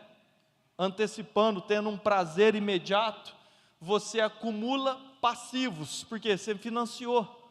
Você quer ter o carro agora, você quer ter um carro mais bonito agora, então você acumula passivo na tua vida em vez de ativo. E quando você acumula passivo, é mais difícil você acumular ativos. E se você não acumula ativos, você dá o seu tempo, é o seu futuro que você entrega, em troca do teu sonho que você curtiu agora. E você transforma, isso é o melhor, ó, presta atenção nessa frase em amarelo. Você transforma o seu principal aliado no seu pior inimigo, que é o juro. É isso que você faz quando você antecipa sonhos, quando você colhe antes de plantar. Pode passar, por favor. Ah, pastor Lucas, é errado financiar? Porque quando eu falo assim, parece que é errado financiar, né? É claro que não é. Não é errado financiar. Mas você tem que fazer conta, meu irmão. Você tem que pegar a calculadora e fazer planos. Eu tenho um monte de financiamento, mas os meus financiamentos são muito bons. Eles são muito bons. Então, quando a taxa de juros é muito baixa, você pega, financia, não tem problema. Desde que você tenha responsabilidade para transformar o dinheiro que você pegou em mais dinheiro. Por exemplo, o banco me ofereceu o dinheiro várias vezes. Eu não quero. Até que eles me ofereceram um dinheiro muito barato. Sabe o que eu fiz? Eu peguei e comprei um monte de gado. Mas eu não tenho fazenda. Eu comprei o gado para colocar na fazenda de um amigo. Falei, vem cá, plantei. Vamos fazer uma parceria aqui, ó. Eu coloco o gado na tua fazenda, você cuida dele para mim, quando você vender a gente divide. Está valendo? Sim, está valendo. Para ele foi bom, para mim foi bom. E o dinheiro que eu ganhei é muito maior do que os juros que o banco me emprestou. Então eu acelerei o meu aporte, porque eu não tenho mais tempo. Então eu preciso aumentar o meu negócio. Então, o financiar, ele é válido, desde que você tenha uma taxa de juros que os seus ativos vão superar ela. Então você precisa fazer conta, né? Eu tenho um exemplo aqui que é o jeito que os americanos ficaram ricos. Aquela bolha dos imóveis americanos aconteceu por causa disso. Imagina que o imóvel custa $100 mil, tá bom? Daí o cara foi lá, fez um financiamento de $10 mil. Lá o financiamento era baixíssimo juros, 2% ao ano, 3% ao ano, é muito baixo. Então o cara vai lá, dá $10 mil de entrada e financia o resto do imóvel em 120 parcelas de $1.000. Bom pra caramba. Comprei uma casa, $10 mil e 120 parcelas de $1.000. Só que ele alugou a casa por 1.500. Então o aluguel da casa é maior do que a parcela que ele paga para o banco. Então nessa operação sobra $500 para ele todo mês. Depois de 20 meses, ele já pegou de volta os 10 mil que ele deu de entrada. Então ele aplica em outra. Então nessa lógica, de 20 em 20 meses, o cara compra uma casa a mais. Top da galáxia. Quer forma mais inteligente de você ficar rico do que essa? E é financiando. Agora o financiamento precisa se pagar. O financiamento precisa te trazer mais renda do que ele te custa. Conta. Isso depende da época do ano, depende do governo, depende de um monte de fatores. Se o juro for zero, nunca vai ser, pega tudo que der. Porque daí você compra gado, igual eu fiz. Ah, não tenho fazenda, faz uma parceria com alguém. Pode passar, por favor. Taxa de juros é parte da sua vida. Hoje a taxa Selic está em 13,75. Taxa Selic é o parâmetro que os bancos usam para emprestar dinheiro, para pagar dinheiro, tá bom? 13,75. E a inflação nesse ano de 2022 está muito baixa, 4,7 até agora. E por que está baixa? Porque na pandemia aumentou demais. Como aumentou demais na pandemia, esse ano ficou muito baixa. Então a gente está com uma taxa de juros alta e com uma inflação baixa. É o cenário perfeito para você aplicar. é o cenário perfeito para você aplicar. Só que amanhã Deus pertence. A gente não sabe se o Lula vai subir a rampa, se vai ser o exército, se vai ser o Bolsonaro. Como é que vai ser a inflação ano que vem? Eu não sei. Mas eu estou de olho, porque daí a gente vai reposicionando conforme for. E assim é a vida. Você não vai fugir disso nunca na sua vida. Antes da pandemia, a inflação estava baixa. A taxa de juros também estava baixa. Se você pegar em 2018, os primeiros anos de Bolsonaro, 2018, 2019, sabe quanto que o banco estava dando? 3, 4% ao ano. Poxa, você vai colocar 100 mil reais no banco para ele te dar 3 mil reais em um ano. Não tinha lógica. Então você sabe o que eu fiz? Eu espalhei dinheiro para tudo que é lado. Comprei gado, comprei soja, comprei caminhonete, vendi, ganhei, perdi. Mas faz parte do jogo. É igual um campeonato. Você não vai só fazer gol. De vez em quando você toma alguns gols também. Mas o que importa é fazer girar. É fazer os negócios multiplicarem o seu patrimônio. Pode passar, por favor. Estou terminando. Ai.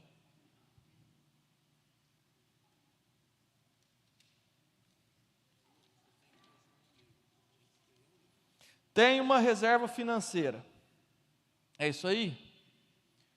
Cara, não existe você curtir a vida, você trocar de carro, você ter gastos desnecessários sem você ter uma reserva financeira. E eu achava que 6 meses era suficiente. Eu mesmo demorei 4 para conseguir dar uma volta.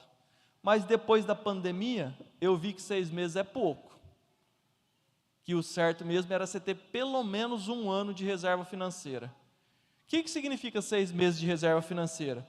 Significa você ter o valor que você gasta por mês, vezes 6 acumulado. Exemplo, meu custo de vida é 5 mil reais por mês, você tem que ter pelo menos 30 mil reais na conta sobrando, para emergência, para reserva. Você sair para curtir a vida, você comprar uma moto nova, você... sem antes ter isso, não tem sentido. Entendeu? A primeira coisa que você precisa ter é isso aí. Cada centavo que você investe é um pouco de futuro garantido. Pode passar, por favor. Opinião minha, tá? Cara, na verdade, isso virou um hábito na minha vida. Eu não passo uma semana da minha vida sem me autoavaliar. E daí eu quero extrapolar não só para finanças, porque daí é um hábito que assim, eu acho muito saudável da minha vida toda semana. Não passa mais do que uma semana, minha esposa é testemunha. Eu preciso ir para algum lugar que seja a grama do meu quintal, e eu fico sentado ali quietinho, porque eu preciso me avaliar como que eu estou sendo em cada área da minha vida. Então todo mundo, quem aqui é pai? Tá. Quem aqui é filho? Quem aqui é marido? Quem aqui tem amigo? Quem aqui tem patrão? Quem aqui é cristão? E por aí você vai, todas as áreas da sua vida. E eu faço uma autoavaliação. Eu estou sendo um bom pai? Como é que eu estou sendo com a minha filha? Eu estou sendo um bom filho? Estou honrando meu pai e minha mãe da maneira devida? Como é que eu estou sendo como funcionário? Eu estou fazendo o que o meu patrão gostaria que eu fizesse? Eu estou rendendo tudo que eu poderia? Como que eu estou sendo como patrão? Como que eu estou a minha leitura da Bíblia?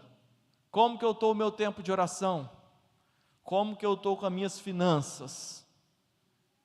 Porque às vezes a gente fica numa paranoia também de economizar demais e a gente vive uma vida medíocre. Não é isso que Deus quer para você. Deus não quer que você viva uma vida medíocre, né? Que você seja mesquinho, preocupado com o futuro. Não, não é isso. Não é economizando um cafezinho que você vai enriquecer. Não é deixando de comer uma pizza que você vai enriquecer. Deus não quer que você seja mesquinho. Ser mesquinho é coisa do capeta. Entendeu? Não é isso. Não é economizando dízimo, não é deixando de abençoar a vida do irmão que você vai enriquecer. Você vai enriquecer cumprindo princípios. Você vai enriquecer plantando. Você vai enriquecer fazendo negócios, produzindo dinheiro. É assim que a gente enriquece. E o nosso grande desafio, né, em todas as áreas da vida, é transformar o conhecimento que a gente adquiriu em atitudes. É o que eu vou fazer para... Porque você aprende um monte de coisa aqui na igreja. Você aprende a perdoar. Mas você dá conta de perdoar? Você transforma esse princípio em atitude? A gente aprende que a gente tem que honrar o patrão. Você honra o patrão? Sabe? O desafio é transformar atitudes, conhecimento em atitudes. Pode passar, por favor, que eu estou terminando. Tem só mais 25 slides só. Brincadeira. Princípio de Davi. Invista no reino. Cara, não faz sentido nenhum você se transformar em alguém poderoso se for para o seu umbigo. Porque se for para o seu umbigo, você cai no problema que a raiz de todos os males é o dinheiro. Se você não tiver esse princípio de investir no reino, significa que você não entendeu nada. Lembra lá do primeiro slide, que nós não podemos ter dois senhores, que buscar em primeiro lugar o reino de Deus e a sua justiça e tudo será acrescentado? Então o que adiantou todo esse monte de princípio que a gente entendeu, se não for para você abençoar o reino de Deus? Deus não está interessado em fazer você se tornar alguém grande, poderoso, se for para o teu enaltecimento, se for para a tua vaidade. Então Deus não vai te honrar, Deus não vai te colocar em locais altos, se não for para isso. Simples assim. Você quer a ajuda de Deus? Você precisa ter isso aqui no teu coração. Rei Davi, José de Arimateia, igreja de Filipenses. Nós temos um monte de exemplo de gente rica, Abraão, Isaac, foi tudo gente rica que cooperava com o reino de Deus. Eu escolhi Davi porque Davi, ele ofereceu 105 toneladas de ouro puro de Ofir e 245 toneladas de prata refinada para se fazer o templo. Se você transformar esse dinheiro em ouro hoje o grama de ouro custa R$300. Então nós estamos falando em 31,5 bilhões. Foi a doação do rei Davi para construir o templo. 245 toneladas de prata. Coloca 100 toneladas de ouro. Uma carreta carrega 20 toneladas, tá? Só para você saber. Então você imagina 5 carretas de ouro. Foi o que Davi doou. Ouro puro de Ofir. Vezes 300 pila o grama, dá essa continha aí, ó, 31,5 bi. Então, cara, olha que coisa mais fantástica. Alguém poderoso, riquíssimo, abençoando a obra de Deus. Imagina se você fosse um Davi. Você poderia mandar um monte de missionário para a África, você podia construir, você podia comprar um canal de TV, você podia fazer 10 igrejas. Amém? Então, cara, é muito bom ser crente. Agora, melhor do que ser crente é ser um crente rico. Porque daí você pode abençoar tudo e todos. Amém? Pode passar, por favor. Eu quero te dar um conceito legal, bem rapidinho. Dê o poder ao homem e descobrirá quem ele realmente é. Você já ouviu isso já um monte de vezes. E é a pura verdade. Às vezes a gente dá poder para alguém dentro da igreja. Ah, você vai cuidar da equipe da cozinha para o acampamento. A pessoa vira um ditadorzinho, você nem reconhece. Você fala, meu Deus do céu, gente, era tão boazinha essa moça. Depois que ela virou chefe da cozinha, agora ela dá de dedo no nariz de todo mundo. O que é isso? Sabe? É a coisa mais horrorosa do mundo. Você vê numa empresa, numa indústria, o cara saiu lá da linha de produção, chão de fábrica, virou líder. Agora ele tem uma equipe de 15. Ele acha que ele é o rei. Ele maltrata todo mundo, ele anda com o nariz empinado, ele é arrogante. Sabe? Meu Deus do céu, gente. Isso não cabe no nosso meio. Imagina só, Deus te abençoa, Deus te transforma em alguém poderoso para você virar um babaca, sabe? Não é isso que Deus quer. Então a gente precisa muito cuidar do coração. A gente precisa muito cuidar do coração. Eu nem vou falar mais disso aqui, eu já quero terminar. Pode passar, por favor, é o último slide. É o propósito do dinheiro, tá? Esse é o propósito do dinheiro. Uma vez o pastor Arão, ele disse isso e a gente nunca esqueceu. É um conceito muito básico que o dinheiro tem 3 propósitos fundamentais, né? E para a gente não esquecer desse propósito, a gente compara o dinheiro com uma cruz. E uma cruz, ela aponta para você, para Deus e para o próximo. Então, o dinheiro, ele tem o propósito de você abençoar o reino de Deus. Ele tem o propósito de você abençoar a sua casa, a sua vida, de você ter conforto, de você ter uma vida regalada. E ele também tem o propósito de você abençoar o seu próximo, não só o reino de Deus. É você olhar para o teu irmão e ajudar ele num negócio novo, ajudar numa necessidade, ajudar no que quer que seja. Essa é a função da igreja. É a gente depositar dinheiro não só no gasofilácio, mas você honrar a vida de outras pessoas também. Então, guarda a cruz como propósito para o seu dinheiro, porque um dia, e vai ser rápido, você vai ser muito rico. E daí você vai lembrar de uma cruz, para você abençoar o reino, para você se abençoar e para você abençoar o seu próximo. Amém? Muito obrigado pela sua atenção. Deus te abençoe.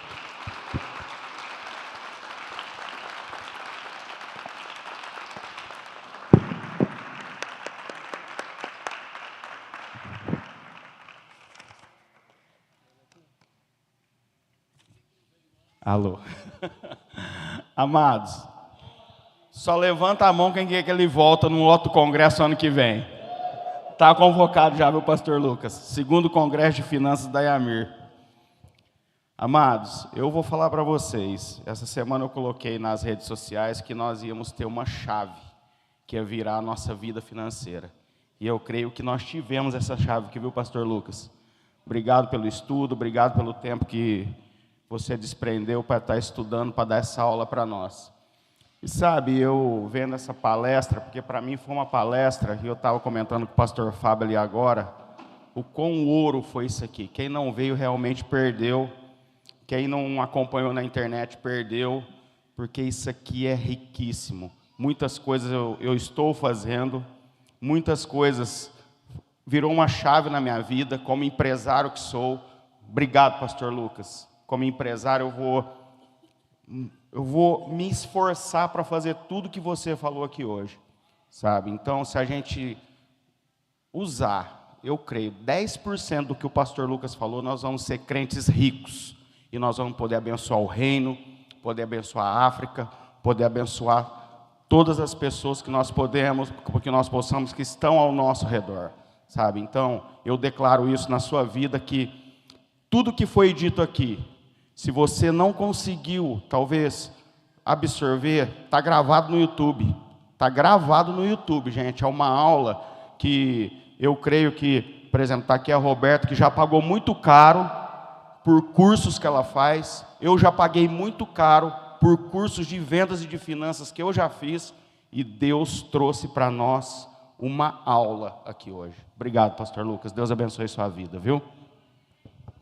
A paz, pessoal. É só um insightzinho pequeno. Primeiro, a respeito disso que o Alex acabou de dizer. Eu já participei de cursos gigantescos com pessoas, né, gigantes aí no mercado financeiro, enfim. E é isso que nós tivemos hoje. Eu mandei na família Trevisão. Eu falei, o mundo precisa saber dessa palestra do Lucas. Porque eu já estive com pessoas, gente, conhecidas nacionalmente, presidente do Sebrae, já tive palestras, graças a Deus, Deus me deu essa oportunidade. Isso aqui foi riquíssimo. Eu vim aqui, obviamente, para escutar esse seminário do Lucas e também como o social media da igreja. Eu estava falando assim, gente, eu não consegui filmar nada, porque eu não conseguia nem piscar. Porque é excelente. E o mundo precisa saber. Graças a Deus, foi gravado. E isso, Lucas, precisa ser proliferado, semeado mais longe do que nós que estamos aqui. Parabéns, foi sensacional, incrível. E o Lucas deu o exemplo sobre semeadura, sobre semear. E, na verdade, vocês sabem que, graças a Deus, o Senhor tem me abençoado em estar em uma crescente dentro da minha empresa, dentro da Dona Baunilha. Hoje nós estamos aí com 10 unidades espalhadas pelo Brasil, com prospecção de 15 para o ano que vem. E um princípio que eu fiz no começo da Dona Baunilha foi a semeadura. Eu chegava nos salões de beleza para vender cupcakes e falava assim, eu posso deixar esses cupcakes aqui para você vender? Se não vender, eu levo para casa. Você não vai ter prejuízo. Eu chegava num posto de conveniência, numa padaria, eu falava a mesma coisa. O exemplo que o Lucas deu é um exemplo grande de empresa, de frigoríficos, né? Eu estou trazendo esse exemplo pequeno para você, porque às vezes você se identifique também. E eu chegava nesses lugares e falava, posso deixar aqui? Se não vender, eu levo de volta. Que empresário, que dono de estabelecimento viraria para mim e falaria não, né? Ele não teria perda. Se ele vendesse, ele ganhava. Se ele não vendesse, eu levava embora para casa, né? Então, sempre eu tive esse princípio de semeadura. O ano passado, eu comecei a levar produtos para uma empresa de São Paulo, kits da Dona Baunilha, para uma empresa de São Paulo muito conhecida, chamada G4 Educação. Ela é composta por vários empresários do país, tá? Duckbill, Starbucks, McDonald's, esses empresários, eles fazem curso com o G4. E eu fiz esse curso e falei assim, eu posso todo mês trazer um kitzinho para vocês com os produtos da Dona Baunilha para cada aluno que participar dessas imersões? E assim, pessoal, realmente são pessoas muito relevantes que participam. E durante um ano eu fiz isso. Hoje eu não ganhei R$1 por isso. R$1. Eu gastei muito. Foi dinheiro, foi tempo, massa encefálica, preparação. E hoje, a Dona Baunilha em São Paulo, a gente nem está lá. E a gente é muito conhecido na cidade. Por conta dessa semeadura que eu fiz. Pensando na minha colheita quando nós chegarmos na cidade. Então, é sobre isso. Se você quer, você precisa semear. Às vezes a gente pensa, mas eu não vou ganhar nada com isso. Se eu fizer isso, não vou ganhar nada. Mas a semeadura é muito importante para a tua colheita. Então, isso veio muito de encontro comigo, porque isso é um princípio de todo grande empresário. Semear gratuitamente para poder colher lá na frente. Então, que isso você guarde dentro do seu coração, porque isso deu certo para o Lucas e tem dado certo para mim, que hoje nós somos, graças a Deus, o Senhor tem nos abençoado bastante dentro das nossas empresas. Deus te abençoe. Amém, amados?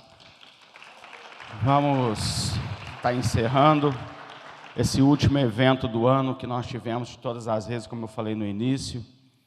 E glória a Deus, glória a Deus. Vamos ficar de pé.